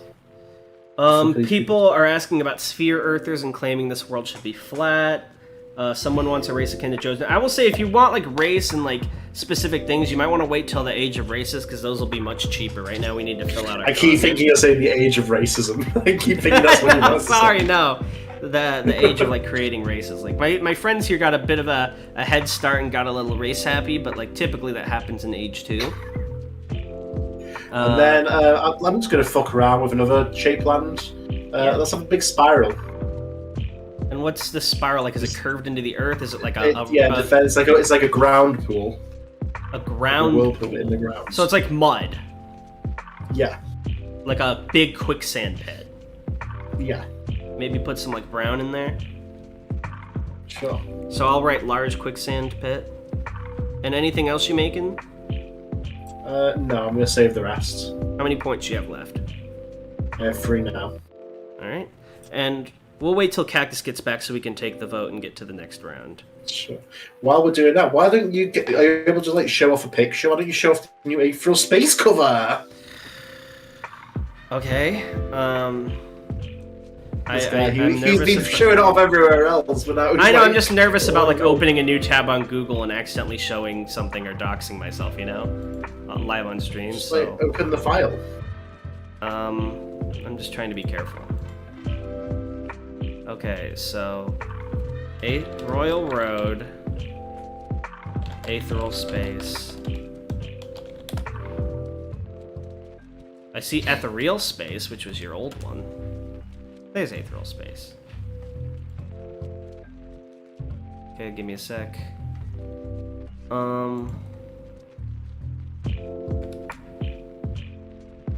So, as you can see here on Aetheral Space, we've got a new cover by Wendigo, by the way. It's beautiful. Oh wow, look at all these chapters and some great reviews. A+ Thoral Space. Yeah. Don't know if Even you though can I see plug this on this the screen, though. constantly and push Tanhony streams, we must do it even now. Oh, there it is. There it is. Yep. Jim Slater says Tanhony's the best god so far. Fuck it, ground pool. They never credit the gods that put in the work to actually make the world. It's always the wacky gods who get to do the fun stuff. It's so sad. It only fuels my rage. Hypersphere Earth, someone says. Good day, you keep asking for indoor plumbing, but you really should wait until the age of races when we're like advancing civilizations. He needs the shit. He can't wait. There's a lake, is there not? And a forest. There's the spiral. What do you think the spiral's for? It's a giant toilet in the earth! That ain't mud. That ain't mud, buddy. Oh, I'm getting sweaty. Hang on. Ooh. Actually, These so ashbury and delicious. By the way, yeah, so Darnell recently got a tattoo of the Aetherial Space main character, Dragon Adrian. I did not, but I might at some point. Might at some point. If Aetherial Space is published and reaches like 100,000 sales, maybe I'll get a Dragon tattoo. You heard it here first, folks. You'll record it and put it on YouTube. Actually, I'll say Aetherial Space tattoo because I might prefer like a Muzazi or like a Skipper, but Aetherial Space at least.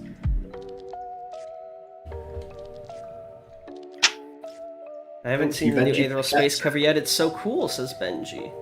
Land says Tanhony Joker art. Wendigo is very talented. Yeah, Wendigo. Oh my god, I just looked at art. Wendigo made like a frog thing. Yeah, they crocheted something. They just really are always on the art grind, for real. Great stuff.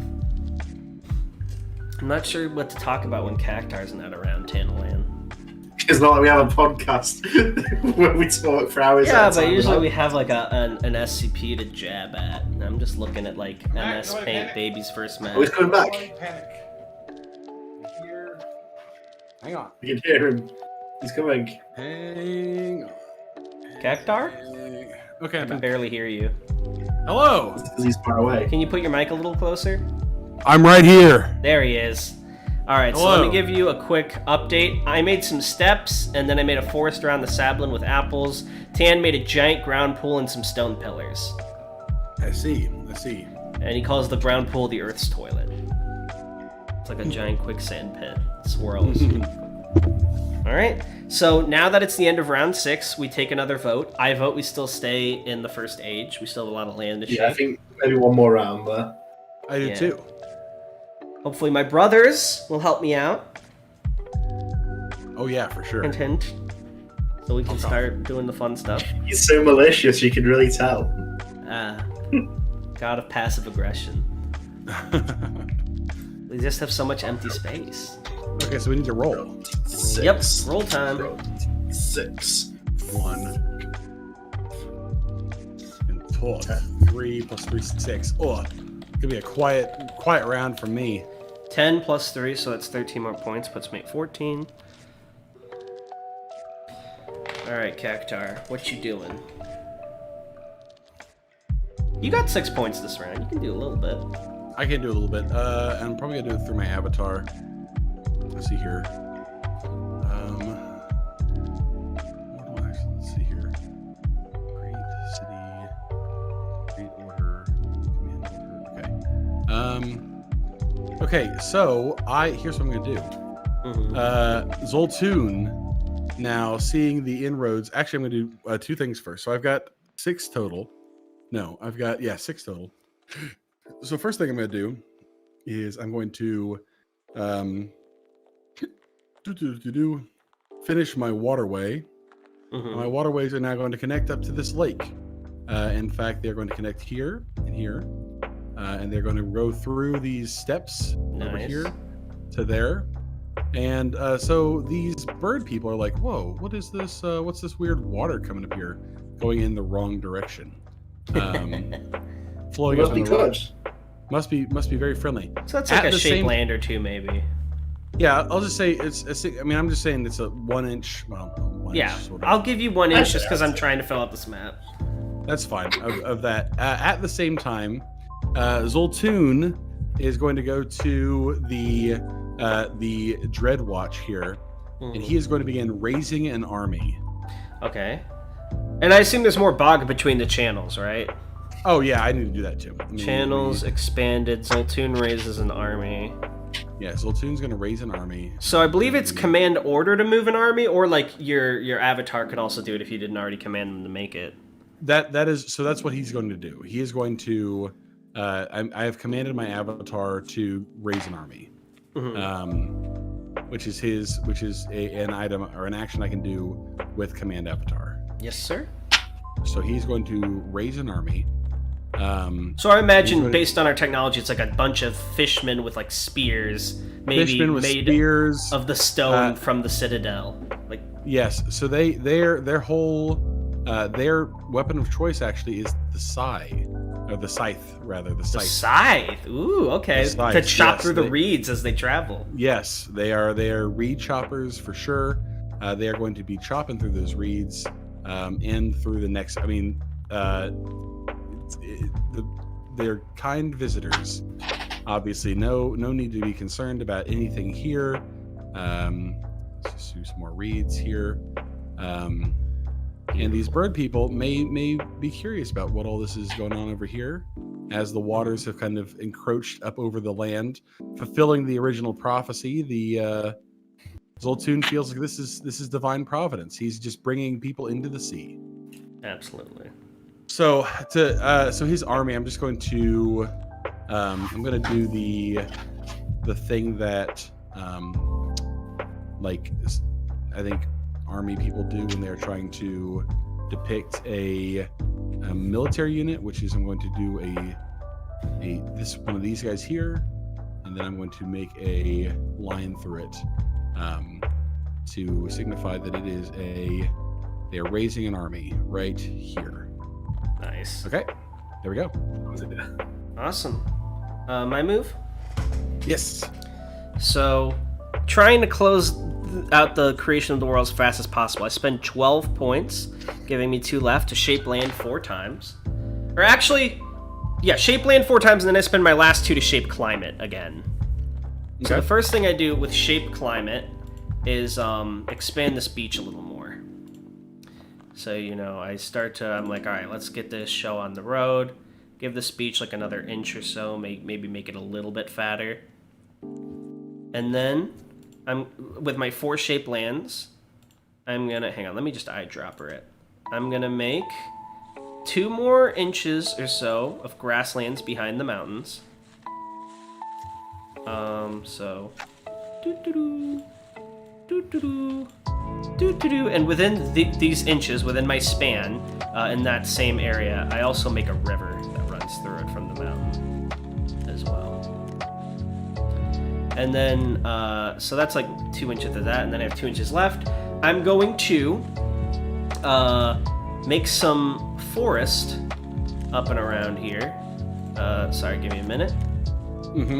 I'm just like really starting to lay the groundwork. Oops, I need to make this a lot less thick.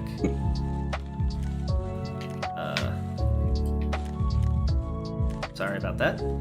So I'm just kind of trying to mash this world together, like someone trying to finish a project before midnight for school. I'm just trying to raising all this stuff. I'm not thinking about it or putting a super deep thought into it. I'm just like, all right, trees, grass, rivers. That's the basics. That's what Dad taught us when he gave us this world. Correct. Yes. He was like, you need shit for people so they can live. So I was like, okay. So I'm making this, and then I'm going to continue expanding this forest a bit. And as I do, I'm looking over. I'm like, how's it going on your guys' end? I am eating a flower. Brilliant. Great. I'm glad I could count on you, Tanhony. Alright. So, and then I have 1 inch left, I believe. So, I'm going to... I'm going to make some more mountains. So, I need to make this much thinner. And then color dropper again. And I'm going to make some mountains kind of near the ground pool, actually. Kind of like ridging this While you're outline. doing that, if you see anything over here, that's me just making these flowers look better. Okay, brilliant, brilliant. So I'm just sort of, I make some like mountainous terrain, and I use up all my points. And I'm like, all right, that's my turn. Okay. Grasslands, river, forest, mountains. All right, Okay, I Tanny, believe that's move. me then. Yep. So I got 10 points. I'm going to spend them all. The Sablin are advancing as a species. You bitch! You bitch! How dare you not help out with the land? How dare you? I had no choice. They were praying a lot. So they've come up with a magic. They've created their own magic system. Yeah. So by the way, advancing a race gives them sort of a new technology cactus, but it also makes them like the best in that field for all the future. Interesting. Okay. So what kind of magic specifically? I don't feel like you can just claim all of them. They have like so what they do is they have these sort of tags, like paper sheets that they etch glyphs on, and what these glyphs effectively do is they send prayers to me like thousands of times in a couple of seconds, tricking me into thinking that everyone's praying for something and making me do it. So advanced civ, and it's like magic dash glyph mass prayer. Or like mass signal sending, perhaps? Yes, mass communication? It tricks me into thinking there is many prayers going on at once. Right, but should I label it like mass communication for going into the future? What do you want me to label that? A mass prayer. Mass prayer. Glyph mass prayer. So he's a giver of boons. Because I'm a giver of boons, so they can just trick me now into thinking there are problems that don't exist. Brilliant. Alright, is that all for your turn? That's leaves me with 0. Give me a second. Sablin, Advanced Civ, Mass Prayer. So I was gonna say, because I know we wanted one more round to move on, but Tanhony decided to fuck us, so I'm gonna personally vote that we stay, but if you both vote against me, it would move on. No, I'll say one more time. Yeah, one more time. I'm sorry, I wanted to do that. This bastard. Look at you all just making your races, having a good time. The rage is building in this god of malice. Just because this guy doesn't have a race. Oh my goodness, I have 12 points. Oh wait, you ended with 12 points? Oh no, you rolled. No, I rolled with... Actually, sorry, I did that you have wrong. +3 as well, yeah. +3, so that's 4, plus 11, I have 15. Alright, I got 5 +3, so I'm at 8. Okay. So, here's what we're gonna do. Okay. I have 15 points. Mm-hmm. I am going to...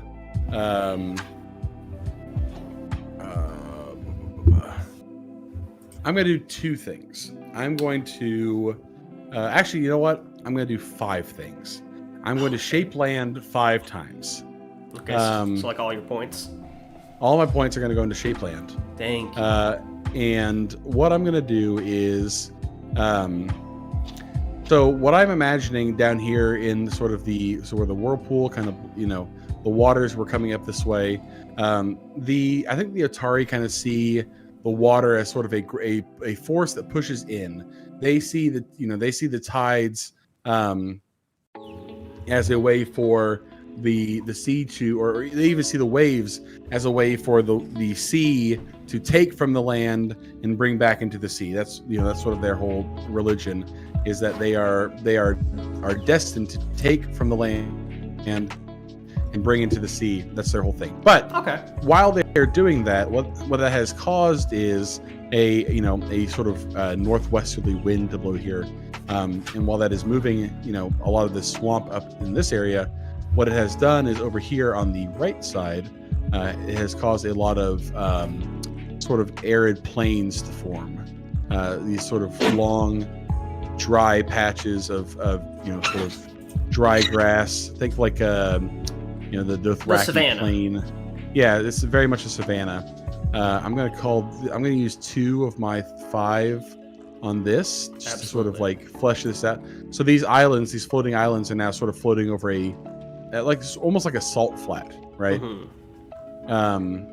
And I think that's a lot of what it is. Like, water has washed up this way, but as it has receded in the process of them trying to flood the world so they could push up towards the sapling over here, a lot of salt has been left here. So that's what's going on over here. A lot of salt. Anyway, at the same time, I'm going to use 2 more of my points to something has happened here. So a lot of this, the Dread Watch has water coming out of it up over this way through the swamp, and it has hit this lake, and something strange has happened. Oh, hang on, wrong color. Whoopsie.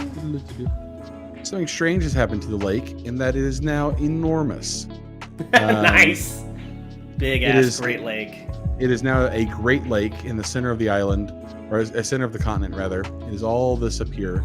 In fact, I'm going to say even it wraps sort of around the flowers a little bit up over this way. Yeah, I imagine it would fill them if they didn't drain all liquid. That's true. Yes. Horrifying. So that is that. And then for my my final create land, I am going to build a forest. In the style of my brother. It is going to be along this side over here. We're going to do some trees, some very pretty trees, sort of like this. But these are kind of strange trees. They're very tall, and they don't have a lot of branches on them. They're just like a sort of like a straight up, and then when you get to the top, there's sort of like a little strange bush of leaves at the very top. So they don't offer a lot of shade, but they are a lot of wood. They just are these big, sort of think like redwood sized trees, but the only branches they have are at the very top where the leaves are, and the leaves are just a little bush at the very top. Mm-hmm. And it's a dark wood, as you can tell. It is a darker sort of deal. There we go. Now I'm out of points. Oh wait, this one. So we got the lake, we got these trees, and we got this salt flat over here. Beautiful. Thank you, Cactar. Thank you. You're welcome. Yes. I'm still building that. He is still building that army, by the way. It's been in process for like 1,000 years. Yeah. He's building an army. Generations. All right. Yeah. So my move? Your move. So the first thing I'm going to do is spend 2 points to command Avatar and create race. So what's happened is, all this time while you guys have been making races, and I made my Avatar, but I haven't really done anything with him, right? I've been so busy filling in the land and creating things for thousands of years now. So I go to visit Dothna, my Avatar, just to see what he's been up to, and I'm like, I hope he hasn't reduced the mountains to cinders. And he hasn't. He's transformed his rage into creative passion and a little bit of longing. He's looked at the Sablin and the Otari, these beautiful people you've created, and he is sad that he has no people of his own. And he's sort of, I watch as he's built like out of the gems of the mountain, like, there's like, coal's not a gem, but you know what I mean, like coal, diamonds, gold, silver, all these things. He's made these sort of like humanoid-esque figures. They don't really look like Sablin or Otari. They look kind of like these short, stubby, like kind of chunky because they're made of rock and it's very clumsily built, like short, sturdy humanoid figures. And gazing upon it, like a tear runs down my eye. I know Dothna, he's trying to combat his loneliness. He's built these beautiful, many like people out of all these different gems, right? So I sort of go down to him and I put a hand on his shoulder and I tell him how beautiful his work is. And I turn these figures, I turn their stone and their gems to flesh, and out of them I create a new race called the Stone Rot. And their skin is very hard and sturdy, but it's also all the different colors of the gems. So some of them have gray skin like silver, some have like gold skin colored, some are like black like obsidian, some are sort of like, the blue like sapphire. They're all these different colors, but they're all kind of like generally short, sturdy, kind of stocky, because he sort of made them out of stone. They're very like chunky. And they're just very sturdy people. They don't require much. Like, they can just collect rainwater in the mountains, and they live in the mountains. So Stone Rot is their name. And let me write this down, because I'm saying a lot and I don't want to forget it. So let me get my notepad open real quick. Stone Rot, made from the figures Dothna created, different colored skin based on gems/metals they were made from. Very sturdy and durable, short and stocky, like dwarf-esque, but not quite. Dwarf-esque, hardy people who live in the mountains. And like Dothna, who made them, they love to build things. They see the world down there and all the things going on, and they can watch like this whole world from the mountains. Not, they literally can't see everything, they're not gods, but you know what I mean? Like, they look at the world down below them and they get inspired and they build things. Now, it's still early civilization, so they're not like brilliant things, but they start taking the stone and the gems and they make little trinkets, little like huts out of mud, and they're starting to craft a lot. Crafty people, and their alignment is 0. And their capital, I'll draw a little S to denote them, is right here, like in this rainy portion. And their capital is called the quarry, just the quarry. And it's sort of like this area they've carved out for themselves that like has a few little huts in it of mud and stone and like areas to collect rainwater. And they are very, in my eyes, they are the most beautiful race in the world. I'm very proud of Dothna for making them. So capital, the quarry, alignment 0. So that's sort of, I finally have a race of my own, so to speak. Nice. And I congratulate Dothna. I give him many blessings and thanks, and he's much happier than when he was first made. He's channeled his rage into something beautiful. He's turned his malice into creativity. And just like him, the Stone Rod are the same. They take the jealousy and envy they see from this beautiful world down below, and they make beautiful things of their own in the mountains. And then I use my remaining 6 points to shape land twice. And I'm going to make a little more Arctic area. Let me thicken this up. Kind of up around... That's a little too big, whoops. I wanted to connect it, I got greedy. Hang on, sorry, it's like redrawing. It's so cool to see the entire world just, like recreate itself.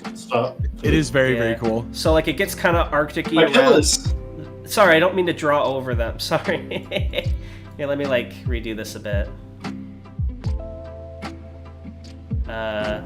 I can see all of history. Yeah, close enough. So like it gets tundra around these, and forgive me for stretching a little bit. I can erase some of it in a second. Like more cold area, and it's like gets cold really around the pillars, and they're topped with snow. And then let me erase some of this so I don't overstretch my limits.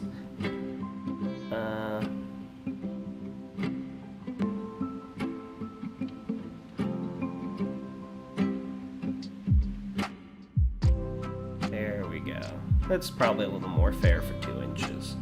What do you guys think? That's fine. I think we're just fine. All right, and let me redraw that line. Sorry, I like spent so long talking about my stone rot. I just wanted to give them the kind of lore you guys did. Very, very, very good, dude. Oh, thank you. We're gonna put it in the fridge. Thanks. I tried my best. Yeah. So that is it for my turn. I've spent all my points. Okay. Right, okay. Hands move. I've learned my lesson from last time. Uh-oh. So I'm going to command my avatar to create a city. Ooh. Okay. Over on these floating islands, there's going to be a city for the bird people of Sablin.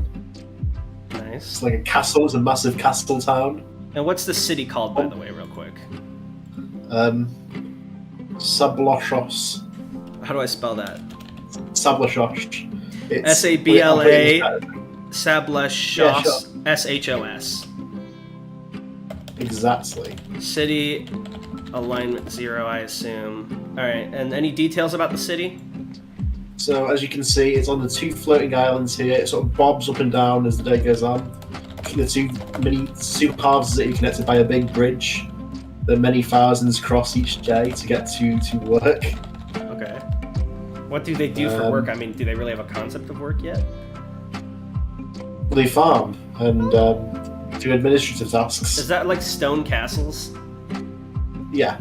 Nice. And I assume like you made those. I made these, Mel. Alright, stone Oh, castles. no, they made them. I just sort of put them up here. Okay. And they took the stuff with them. Yeah, you know what? I'm fine with that because the stone rod are new, so they still have to get a couple hundred years to get their crafting up. So it makes sense you guys are ahead of the curve. So that was 2 there, which was 7. And then I'm going to do some more land. I'm going to spend another 3. Mm-hmm.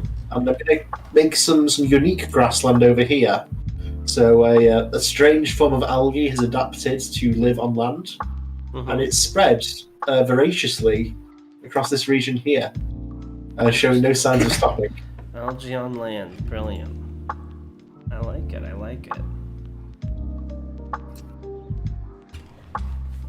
There it is. Leaves with 4. So I'll do another thing. Actually, I'll do another thing. I'll create a sort of like a pit in the ground here. Oh, thank you. Within which is a massive jungle. Ooh! So it's like Okay. It's not like a super deep pit. It's like it curves down like a meteor crater, and then there's a jungle inside it. Yeah. I like that, Tan. See, now you're using your mind. The lungs of the world are in this pit. Yeah, that's what it's called. That's what it's called, actually. Lungs of the world. To steal Jack's term. That's also just the term for the rainforest. Yeah, but it's like more badass. Lan said Laputa, like Laputa in the sky. In the movie. You've seen Laputa, right, Tan? No. Anime movie? Oh, it's fine. We'll watch it together one day. I know it. I know of it, but and it leaves me with 2 there, and it leaves me with 1 there, and I'm going to leave my turn there. I see Kaktus is labeling a city, so I'm going to do that for mine as well real quick. So, I'm going to have to remember how to fucking spell these things. There we go. Alright, yeah, thankfully I'm keeping a notepad for your ass. So, you made a pit with jungle. And anything else? What else did you do after that, or was that it? I made my town, my city. Right, that's I wrote it down in the notepad, sorry, hang on. Sablashos. Sablashos. I spelled it Sablashos. So now, there's still a few tiny empty parts, but if we just assume they're language, if we just assume the white parts are like kind of rocky land, and you can always shape land in the future, it's just more expensive. I personally vote, I think we're ready to finally move on. Yeah, I agree.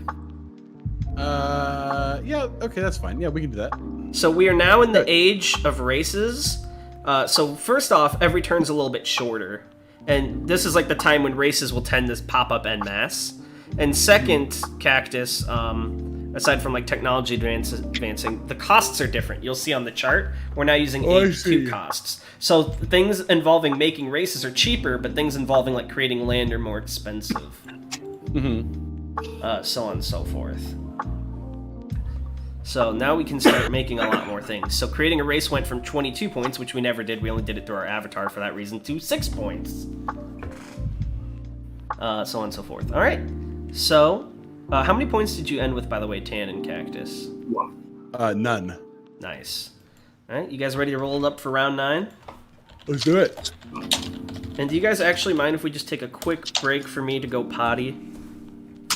Yeah, Sure, that's fine. If you guys want to like talk to the audience, maybe answer questions for a second. Sure. Shaithalia What questions do you have? gotta go. It's almost 5 a.m. My mom's awake. All right. Have a good night, Shaithalia. I'll be right back. Very good. So, So how's it going? oh, you know it's going well. Oh, What fish over there? yeah, a lot of fish over this. I very much like. I started this out when I'm just like, oh yeah, very pensive sea people, just going to watch the waves and be introspective. And at some point I was like, no.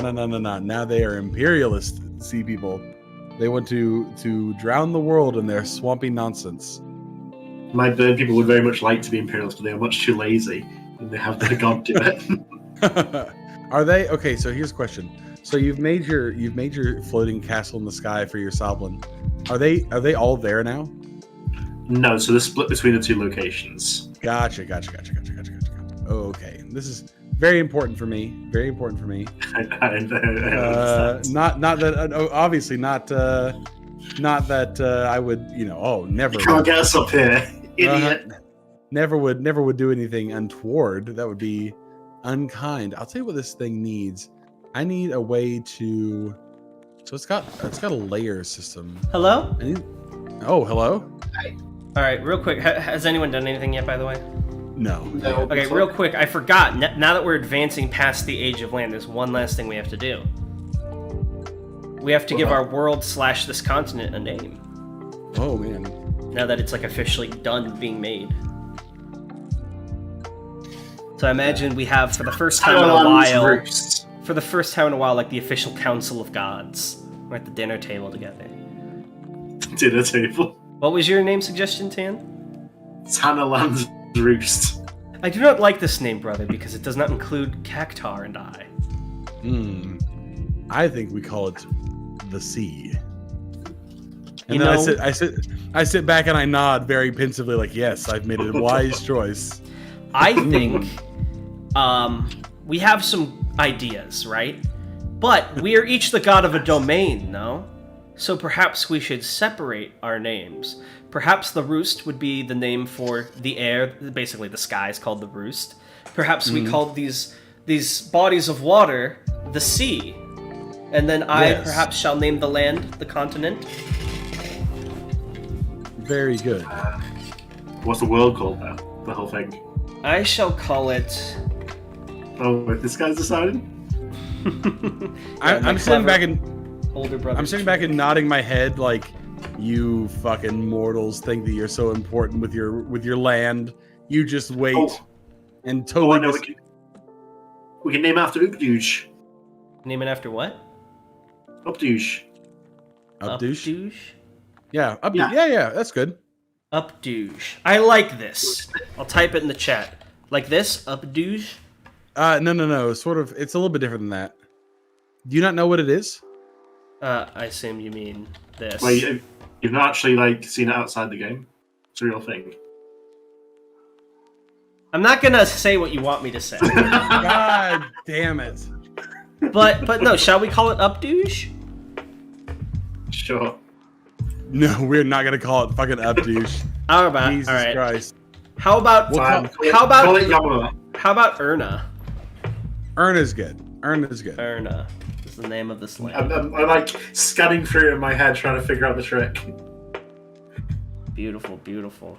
Oh, and the C is spelled like this. The C is spelled like this. It's spelled like this. It's spelled.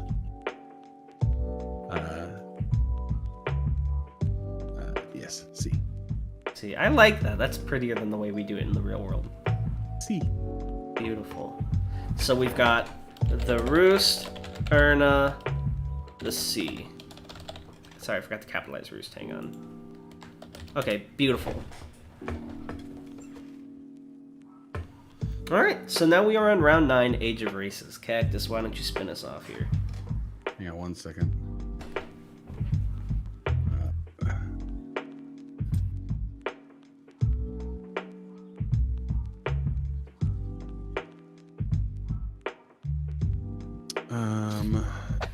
Okay, so Age of Races. I had 13 after we rolled. So, what to do? I am going to do a couple things. We are going to I'm going to first of all corrupt my civilization.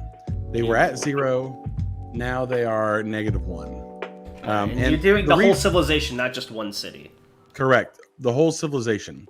They have, their whole identity has wrapped around this idea that the sea taketh from the land, and that is the natural order of things. But then they look out and they see these weird mountains that resist the sea, and these strange stone people who have nothing to do with the sea, and these odd birdmen who neglect the sea altogether. And now they are filled with a sort of great anger about the state of things. So they're going to do a couple things. They've been spending the last 1,000 years forming this army. So they're going to change their deal, Mhm. and then they are going to. Oh, sorry, real quick. When you corrupted, because it's the whole civilization, I assume that brings everyone to -1 and the Otari to -2? Yes. Okay. Oh yeah, the Otari. Yeah, almost forgot the Otari. The Otari. Let me see. I want to do something I else. imagine they comprise a large portion of this army, since they're like the scary ones. They do. They absolutely do. So we're gonna do that, and then we are going to advance our civilization twice. Okay. So hang on, So- real quick. Otari corruption, and then advanced civ. Otari advanced civ, and what are you advancing? Actually, I'm gonna do two things. Sorry, I'm not going to advance twice. I'm going to. Oh, hang on 1 second. I got it. Well, hold on. You still did the corruption, right? Yep. I think you can only advance civ once a turn anyway. Let me double check if there's stars by it or not. Advance. No, you can do it as many times as you want. I'm dumb. My bad. No. You're good. I'm reconsidering here. So I'm going to advance civilization. Can I do that with my avatar? Let me check. I cannot. I don't think so. I think you can command city with them, but you can't Yes. like advance your civ. Okay, that's fine. So I'm going to do that. Advance and I'm civ or command city. advance civ. Okay. But then I am going to use my avatar to create a city. All right. So first, what are you advancing civ wise? What is okay, your civilization so- really good at? They are now going to be really good at engineering. Engineering. Engineering specifically, they are going to be masters of like aqueducts and water transportation, because their whole society relies on moving water around, right? And now that they've kind of gotten to the point where they want to spread their dominion across the land, but they need water from the sea to nourish them. This fresh water just isn't quite going to do it. Aqueducts and transportation, you said? Yes, aqueducts. I'm going to say aqueducts and transportation. Like maintenance of the waterways and everything else. Mm-hmm. I see. Beautiful. Yes. So now they're master engineers. Mm-hmm. They are. So that's 5 points. Mm-hmm. I had 13. I'm going to use. Where's the other one that I had done? And you did the corruption, which is corrupt civ is 3. So you spent right, which takes me to only 5 8 so far. Yeah. Right. So I have 5 left, and with that 5, I'm going to use 2 of them to make my avatar create a city. And so Tune creates city. And what's the city's name? Lake Watch. Okay, I like this watch theme you got going on. Let me write this down real quick. Sorry, I'm like trying to keep all the notes. No, fine, you're good.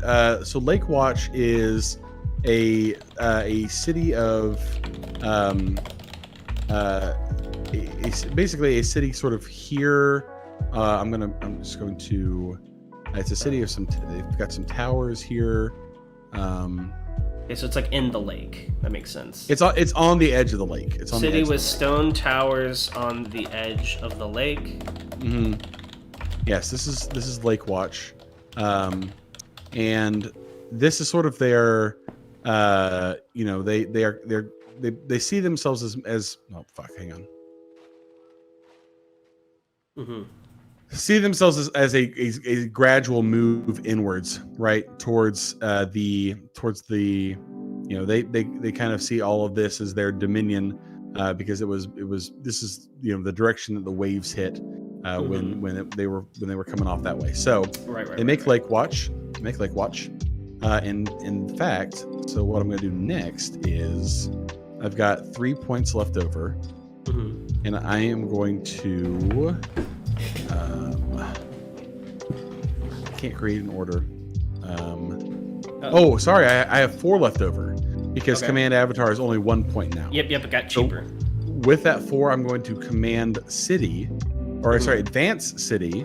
That's yes. So which city are you advancing? Lake Watch. Okay. So this is a specific Lake Watch advantage. Yes, they are going to discover the art of ballista. Art of ballista. So this is something Lake Watch specifically is good at. Yes, Lake Watch specifically, they've using wood from across the lake, they have developed these ballista that are these sort of huge mounted crossbows, right? Like these sort of monstrous things. Dude, the Sablin are so fucked. And they have a couple of them kind of across the lake, and they know that there eventually will be a war with the Sablin that are in this, they are blaspheming their watery god. So they have set up these sort of aerial defenses around the city, and that will do it. They have developed this technology. Brilliant. Let me advanced city of Lake Watch ballista. All right, so it's my move. Yes. So, even though the Stone Rat are among the 3 primordial races, they are newer, but whereas your 2 races have been, praying and doing things, mine have been observing. And even before they were officially made races, they were watching from these mountains of stones. And they are learning a lot very fast, and they are catching up pretty fast. And I'm going to advanced Civ twice. So the first thing is, they see these stone pillars Tanhony's created, right? They see the castles, they see the towers of Lake Watch and Dreadwatch, and they become advanced at architecture. So whereas the gods have helped build these cities, they are starting to actually build their own sort of proper, not a modern house, but their own proper towers, watchtowers, more square, sturdier, structured buildings. And as time and tech goes on, these cities are only going to get better. So they advance Civ architecture. Advanced Civ architecture. And then additionally, hang on, sorry, I'm writing things down. I'm getting lost in the sauce. Advanced Civ Stone Rot. Let me write this down real quick. Very good.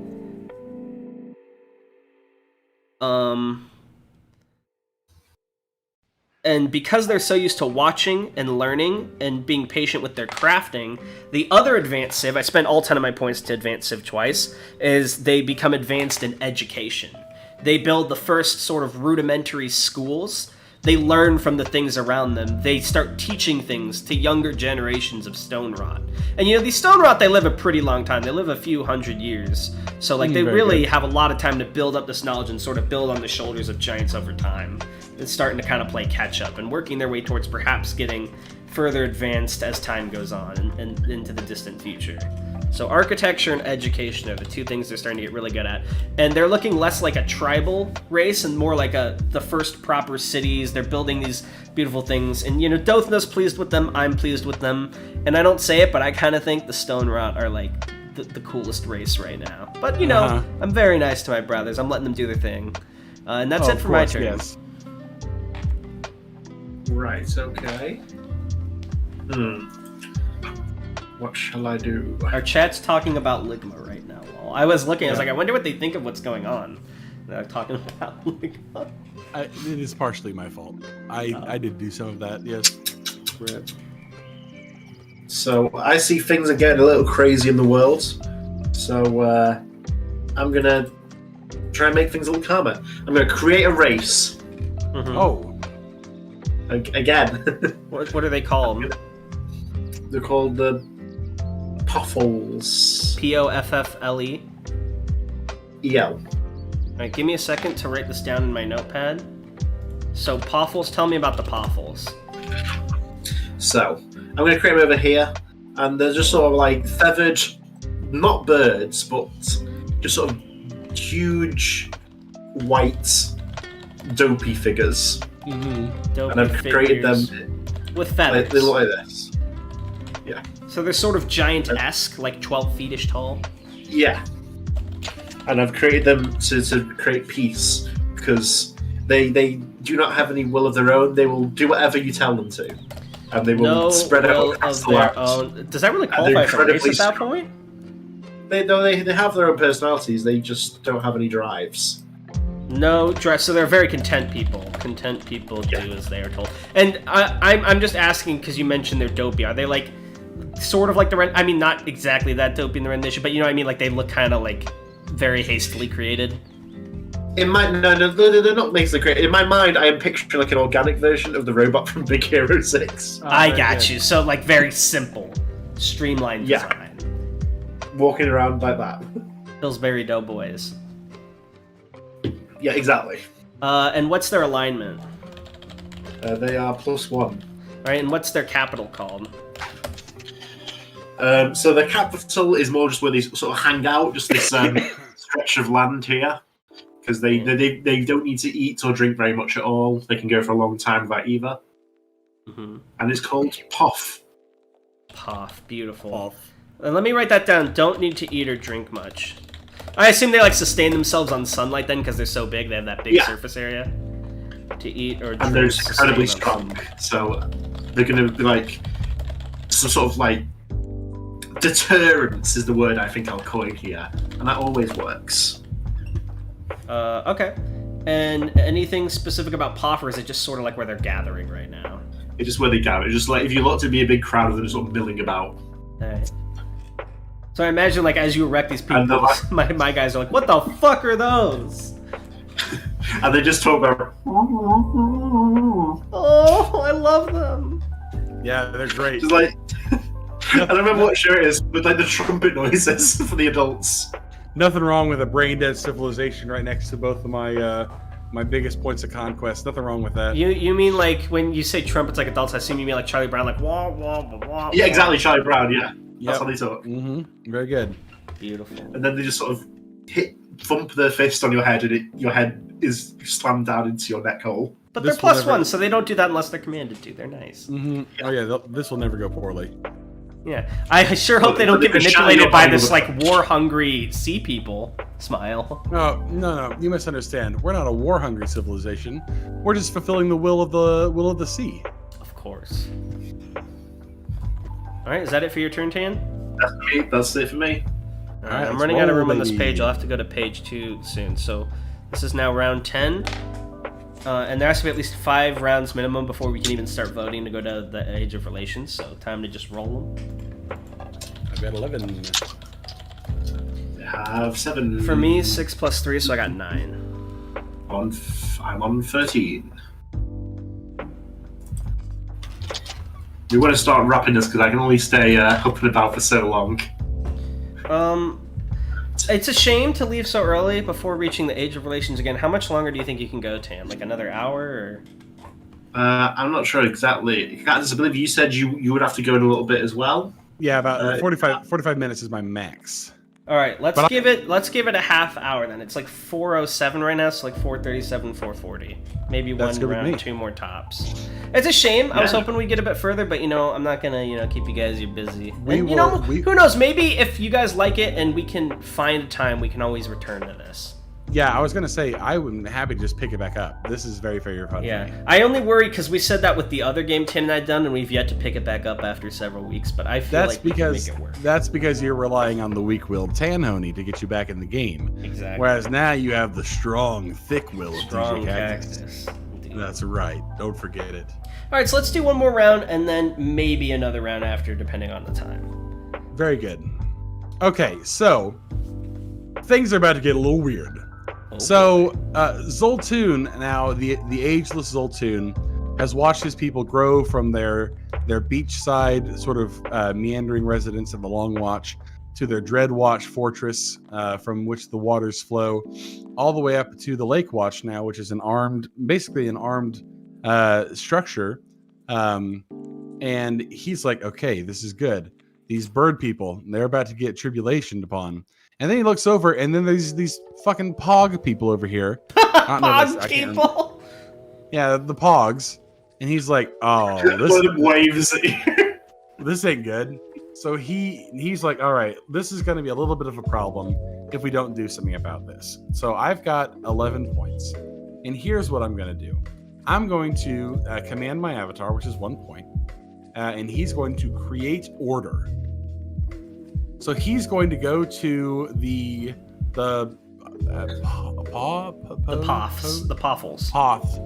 Pogs, and he's going to be like, hey, listen to me. I don't know if you guys have ever seen the sea, but it's pretty great. And in fact, it's so great, we should make the whole world the sea. What do you call your order, by the way? I assume it's like a religious sect? It is. Well, they're not very smart, though, right? Is the thing. Mm-hmm. So it's more like they have been, they've been marketed to. And they're just like very enthusiastic about the sea. They nod with their whole bodies. How about we call them the Tempest then? Yeah, the Tempest, and they're the same. They're sort of the same as the Poth, sort of the same kind of vibe, really, except that they're blue, and they kind of work with the Otari, and we'll say this is like maybe 10-15% of the population of the Pothles. Sure, that's fine. They're not violent necessarily, but if the Otari say, hey, tear down that tree and take it to the ocean, they're like, oh yeah, we fucking love the sea. So I'm gonna make some Poths down here, and they're blue. They are very blue. The future of warfare. Yes, the future of warfare, Poth warfare. Okay, and then all wars will be proxy wars fought by Pothles. True. I've got 10 points left, and here's what we're going to do. First thing is first, I'm going to advance my civilization one more time. And what are you advancing? We are advancing in warfare. All right, let me write this down. Brilliant. Yes. So I imagine you guys are like actually making the first proper weapons. Yes, like we are making maybe swords and stuff. Scythes made of steel. These are actual metal weapons. They figured out how to make metal, and they are using it to. I think weaponsmithing is its own kind of deal. So I'm gonna say, just weaponsmithing or war. I'm gonna say weaponsmithing. Weaponsmithing, and you know what? I have an idea, but I'll save that for a bit. That's fine. We're gonna do weaponsmithing, and then I'm also going to do. I'm gonna advance civilization twice. I'm gonna do weaponsmithing and I'm going to do warfare.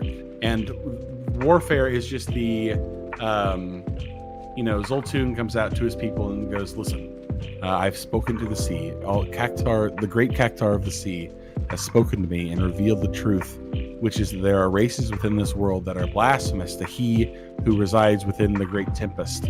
And it is our duty as his chosen people to cleanse this world of its non-watery blasphemy and bring all back to the great heart, the mother heart of the sea, so it can be purified.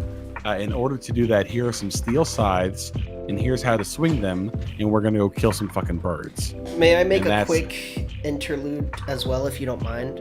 Please, go right ahead.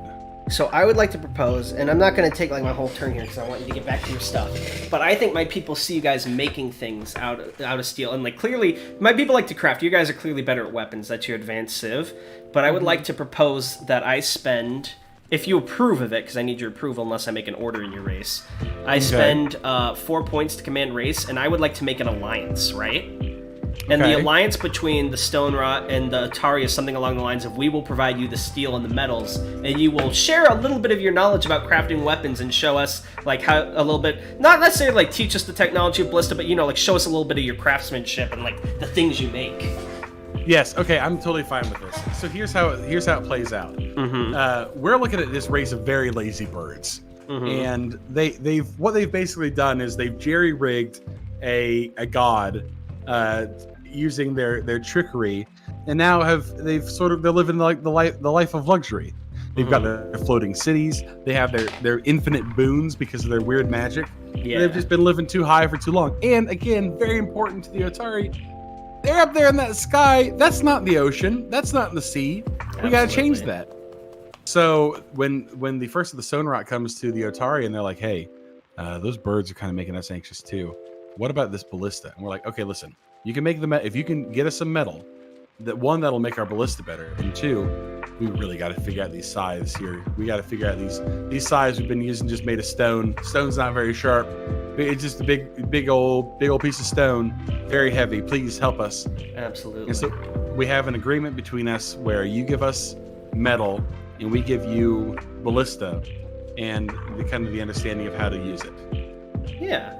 And To a little protect- bit of a friendship, maybe. At least a mutual agreement that these bird people are fucked. Because at least our two races are doing things. These bird people, they just get their god to do everything. And I imagine we're not too happy to see that, because both our races have kind of had to fight to live, you know?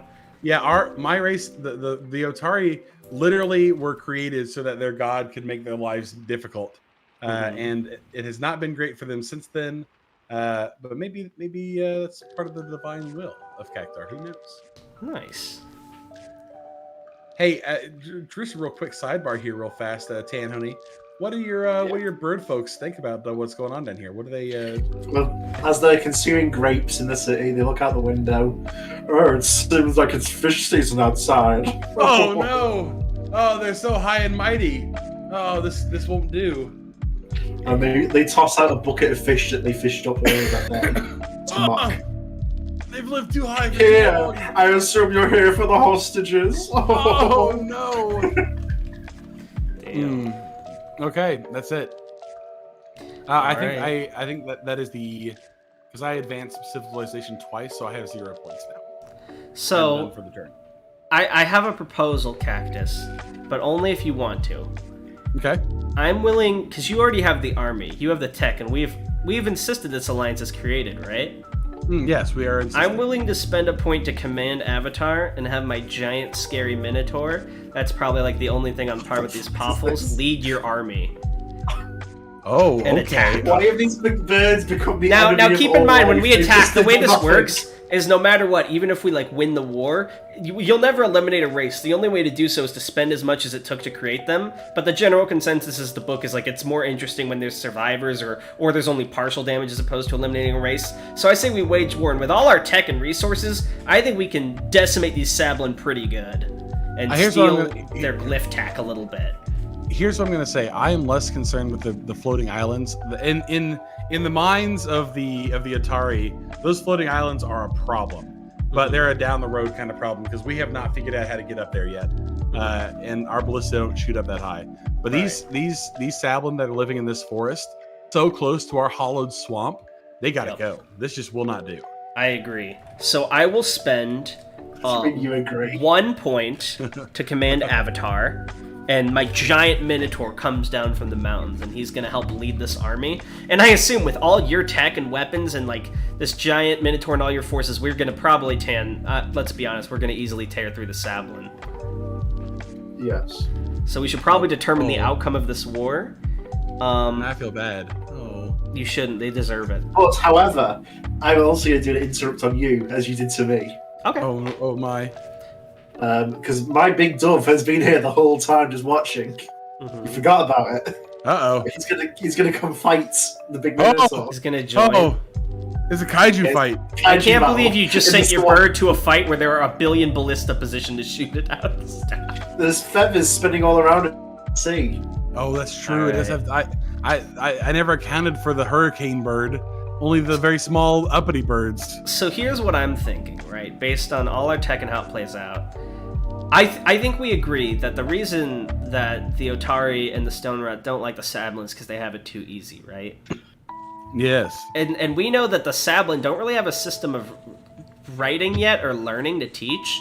So I think the main goal of the war isn't to like steal your city or commit genocide, but I think we're gonna try and destroy these glyphs and all knowledge of them by like smashing all the rocks they're on and maybe killing like the head magicians that do them. So like we don't destroy your tech entirely, but it's not like something they can just casually do anymore, you know? It's gonna be a lot harder to mass prey to old Tanalan. And then in return, your bird maybe decimates some forces and kind of makes like all right, we won't do this thing like on the regular. We get that it costs some lives. It's a real libertarian fight. We're out here like you pull yourself up by your bootstrings. Don't you be using any free bird handouts. Do we all agree that those terms are reasonable lore-wise? Trickle down boons. So the mass prayer, still exists, but it's more of like a big deal thing than like, we just casually get everything we want. and there's not like any subjugation of the Sablin or major destruction of the city, and there's some forces destroyed on each side because there's some avatars. I mean, that's maybe what you want. I don't know about these fish guys. They seem pretty intent on fucking me up. Yeah, I'm just laying out terms. Feel free to argue with me, but I'm just trying to get everything out with you guys. I think the fish people see the giant minotaur and they're like, okay, well, there's not a whole lot we can do against that. We don't really have technology to deal with his whole deal. But if he's willing to go smack some birds around, we don't care what the reason is for him. That improves our position on the lake. And the lake is very important to us. Maybe we can build a little city there. I imagine the fight looks something like Dothna comes down with this big sling, and he's like trying to sling mountain stones at the bird, and he can never hit it. But at the same time, because he's got that tough stone skin, the feathers are scratching him up, but they're not like grievously wounding him. So they're just kind of like in a stalemate, keeping each other busy. Yeah, as like the fish fucking eyes out. Yeah. And then, how much damage do we want to agree that the army was able to do to this undefended, no army city? It's fucking ruined. I'll admit. I'm gonna say they lay waste to the bird city, or this sort of area here in the center. But the birds themselves they're very few, relatively, are injured or killed. Because they can just leave. They can just fly away. What are they going to do? Throw scythes at them? Absolutely. Oh, they're flightless birds? Yeah, they're flightless. Yes. Oh, no. Oh, no. I forgot about this. Okay. War crime. Well, then we just come in with the scythes and start scything. The big Minotaur's like, yes, I'm waging a culture war. We have to make sure they don't have it too easy. And then the sea people are coming in, the Otari come in, and they're like, no. This will not do. You're. Oh man, but this guy kind of fucking me up now, because my whole point was that they're birds. So I think they. Okay, I'm changing my tune here a little bit. Maybe the sea people thought they could fly until they just found out. They just found out. Okay, yes. I'm gonna say two things. Mm-hmm. The Otari show up to the city of birds, and they're like, okay, we've got our army here. We're gonna, we got our very cool scythes. This is gonna be great. We're gonna kill these birds, these flying birds. And then they find that they're not flying birds. In fact, they're like water birds. They're like penguins. And they're like, what the fuck is this? And so then they're looking around. They're like, well, something here's got to fly. And then they see the big bird, and that guy definitely flies. And they're like, oh, okay. So they're gonna try and drive the big bird off using their ballista. They're gonna try and drive him away from that forest. Maybe to the east to his cities, and instead of killing the Sablin in that forest, they want to subjugate the Sablin. Oh no! Maybe make them pay a tax of some kind. Make a governorship of them. Yes. Okay. I'm down with that. And then for the rest of my turn, I want to spend my remaining 4 points to command city, and in the quarry, because they're already good at education and architecture, they're going to build a big academy. Now, granted, technology-wise, it'll improve over time, but like compared to what other races got, this is like a big place of learning that anyone based on merit can attend. So it's probably, let's be honest, based on how the races are, it's probably almost all stone rot. But I imagine there's like a handful of Otari and Sablin, and I like to imagine there's one Poth there for diversity reasons. Of course. One everywhere. And in this academy, they kind of cover everything. It's sort of liberal arts, like the basics of craftsmanship, what knowledge they do of architecture, how to like work the stone. They very much focus on creating and observing things and kind of trying to figure out how nature works and how the gods work. Because the gods are very active, and if they can find a way to please them, that's good. So they sort of build this academy of learning. And anyone's welcome if they like are of merit. And basically, in the future, that's going to mean like good grades, being brilliant. But right now, that just means having the will to learn and the fucking courage to travel across the continent on foot to get there. Basically. Academy in the quarry. And that's my turn. Very good. Right. Is that me now then? It is you. Okay, I have 11 points. So, let me just check something. What can my avatar do? Can it do the thing I think it can? It cannot, but that's fine anyway. So first thing I'm going to do is with 4 points of my 11, I'm going to create a sub-race. Mm-hmm. So the Sablon have now realised that they fucking suck. The ones in the castle here, Castle Town. So they're praying desperately to me, like, we need to be able to fucking fly, because they're going to come over here next, they're thinking, because they've become paranoid now. So I zap them a little lightning, that some of their wings grow very big, bigger than the rest of their bodies, and they gain the ability to fly. What are the sub-race called? The Sablon Supreme, and also they establish supremacy over the rest of the race. Sablon there we go. Supreme, sub-race, gain wings and ability to fly. Yes. Stand over the rest of the race. And I imagine these guys have at least a little bit more ambition than just to make God do everything. Yeah. They've learned their lesson from the fall of the original city. And now they're going to advance the city as well. Alright. Ooh. So you're advancing which city? Not the Civ, the city? The city, yeah, Sablon. Alright, so just Sabliostro. So what are you advancing? No, not Sabliostro, Sablon. Sabla. So the one in the islands.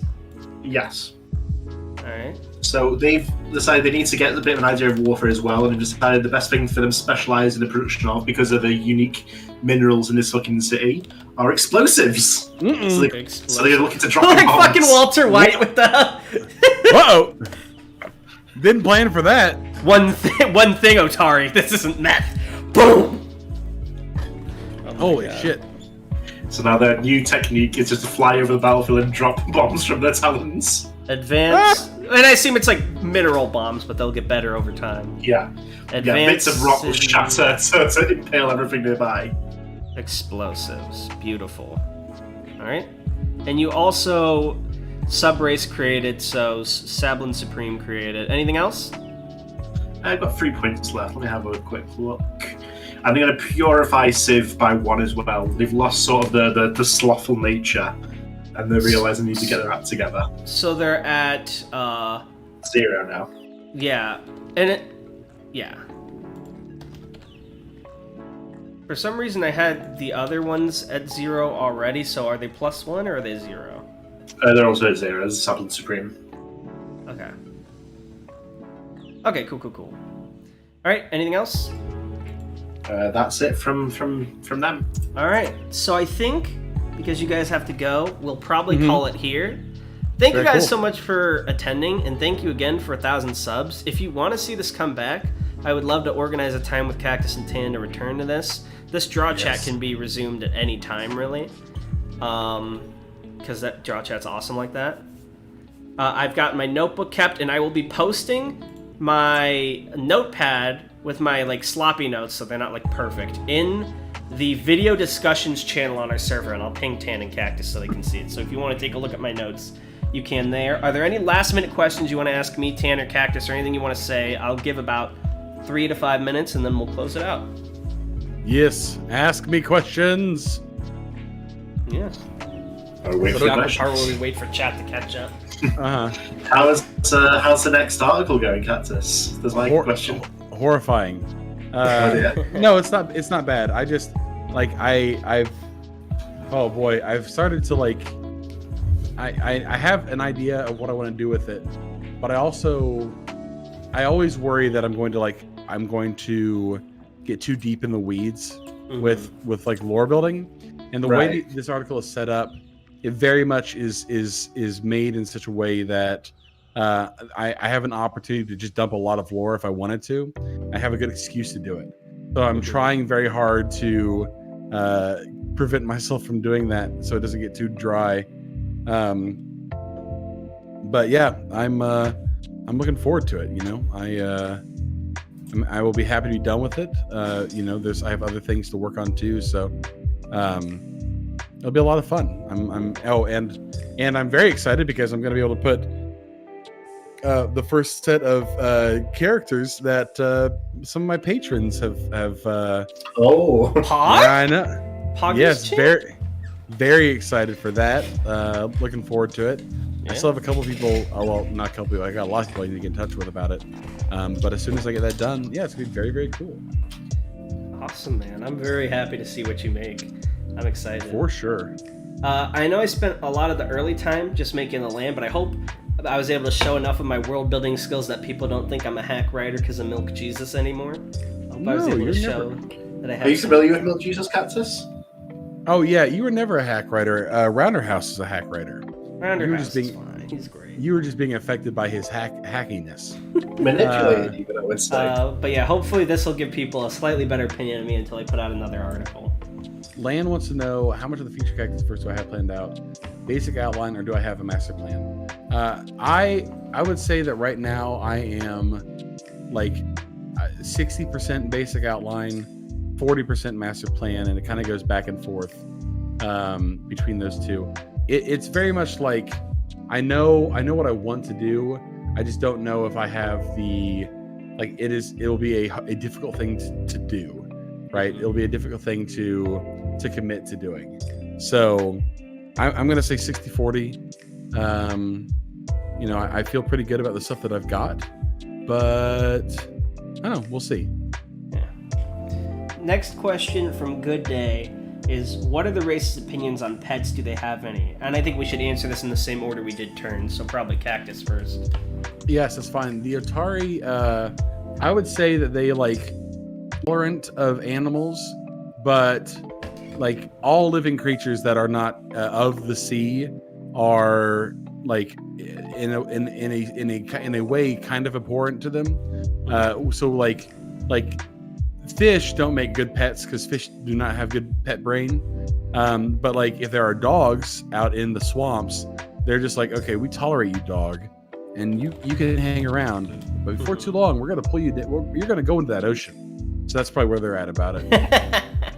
You're getting into that water. You're on borrowed time, Poochie. I think for the stone rot, there's not a lot of animals in the mountain, and I don't think pets are a huge part of their life. But I think the big thing for them, because they're in the mountains, are goats, right? Goats, they can shear them for wool, they can milk them, and because they're like a shorter, stouter people, I think they actually use them as mounts. Kind of like hobbits can use ponies and large dogs. I like goats. Yeah, good. And I think, right now they're kind of treated as like a necessary part of society. Like they're treated well, but they're not like thought of affectionately. But I think as time goes forward with tech, there will be more of like, and that like, they've got more advanced civilization tech in the distant future. Goats will be more pet-like. Mm-hmm. But right now they're like just a part of civilization. So that's their stance. And then what about the Sablintan? Sablin, so they used to have some bird dogs. They grew tired of them. They keep a lot of exotic animals as pets in their main city. Well, they did, at least. They don't anymore. They've gone sort of to the other end of the spectrum, and now it's like anything unnecessary is not needed. Do you know that scene in that Minecraft music video I showed you where they like blow up the jail and the monsters leak out? Yes. That's what happened to them during. That's what happened to them Hilarious. during the attack. All the animals got out and caused trouble. All right, and then next question. I think the last question we're going to take. Of course, they love animals. The last question. Aw, I like the idea of Puffles being like literal gentle giants. Like they touch everything so gently so they don't squish them. Raul will be our last question, then I think I need to let my friends here go. So Raul asks, Cactus and Tanhony, what would you both say to be one of your strongest points in your process of narrative creation / works? You can go first. I've got no idea. It's important for me, I think, to like. I don't know how to phrase it exactly. I need to know the shape of what I'm writing. I need to know how it's going to look in general terms, like aesthetically. Like, how many paragraphs? How long do I want it to be? Where are the pictures going to go? Right. I need to know that stuff, and then once I've got that done, I can then get to the actual writing process, which I usually do just in a linear order. Sometimes I'll write like interview logs and stuff like that first, and then build the rest of the article around that. But it depends on the idea, really. Yeah, I think my strongest ability is probably just to get words on the page. Like I talk a lot about how when I'm writing, I kind of just start putting like words down, just whatever, like sort of stream of consciousness, and then make something out of those as it arises. Which a lot of times, especially if I'm writing longer articles, can put me in kind of a bind because the article will change a lot over time because it's just kind of whatever's coming out of the old dome. So by the time I get to the end, there are things about the article that are true that were not true at the beginning of the article, and then I have to go back and account for those. So I would say my strongest ability is to be able to write a lot. But then that is also, a weakness too, right? Like, it's great that you can write a lot, but then you have to be able to account for the fact that, you're... You have to rewrite a lot, yeah. Mhm. Yeah, exactly. All right. Well, thank you guys so much for coming, Cactus. This was a lot of fun with you. And thank you guys for watching and for 1,000 subs. I will post never my not notepad come. notes in the server under video discussion. So my notepad notes only have notes related to the races, and they're like cliff notes. All the creating forest creating stuff, that's in my physical notebook. But yeah, I think we're gonna end it off here. Sacred sex. So Awesome. bye! Thanks for having me, guys. It's been fun. Thanks for coming. Goodbye. Bye. Bye. Ending the stream.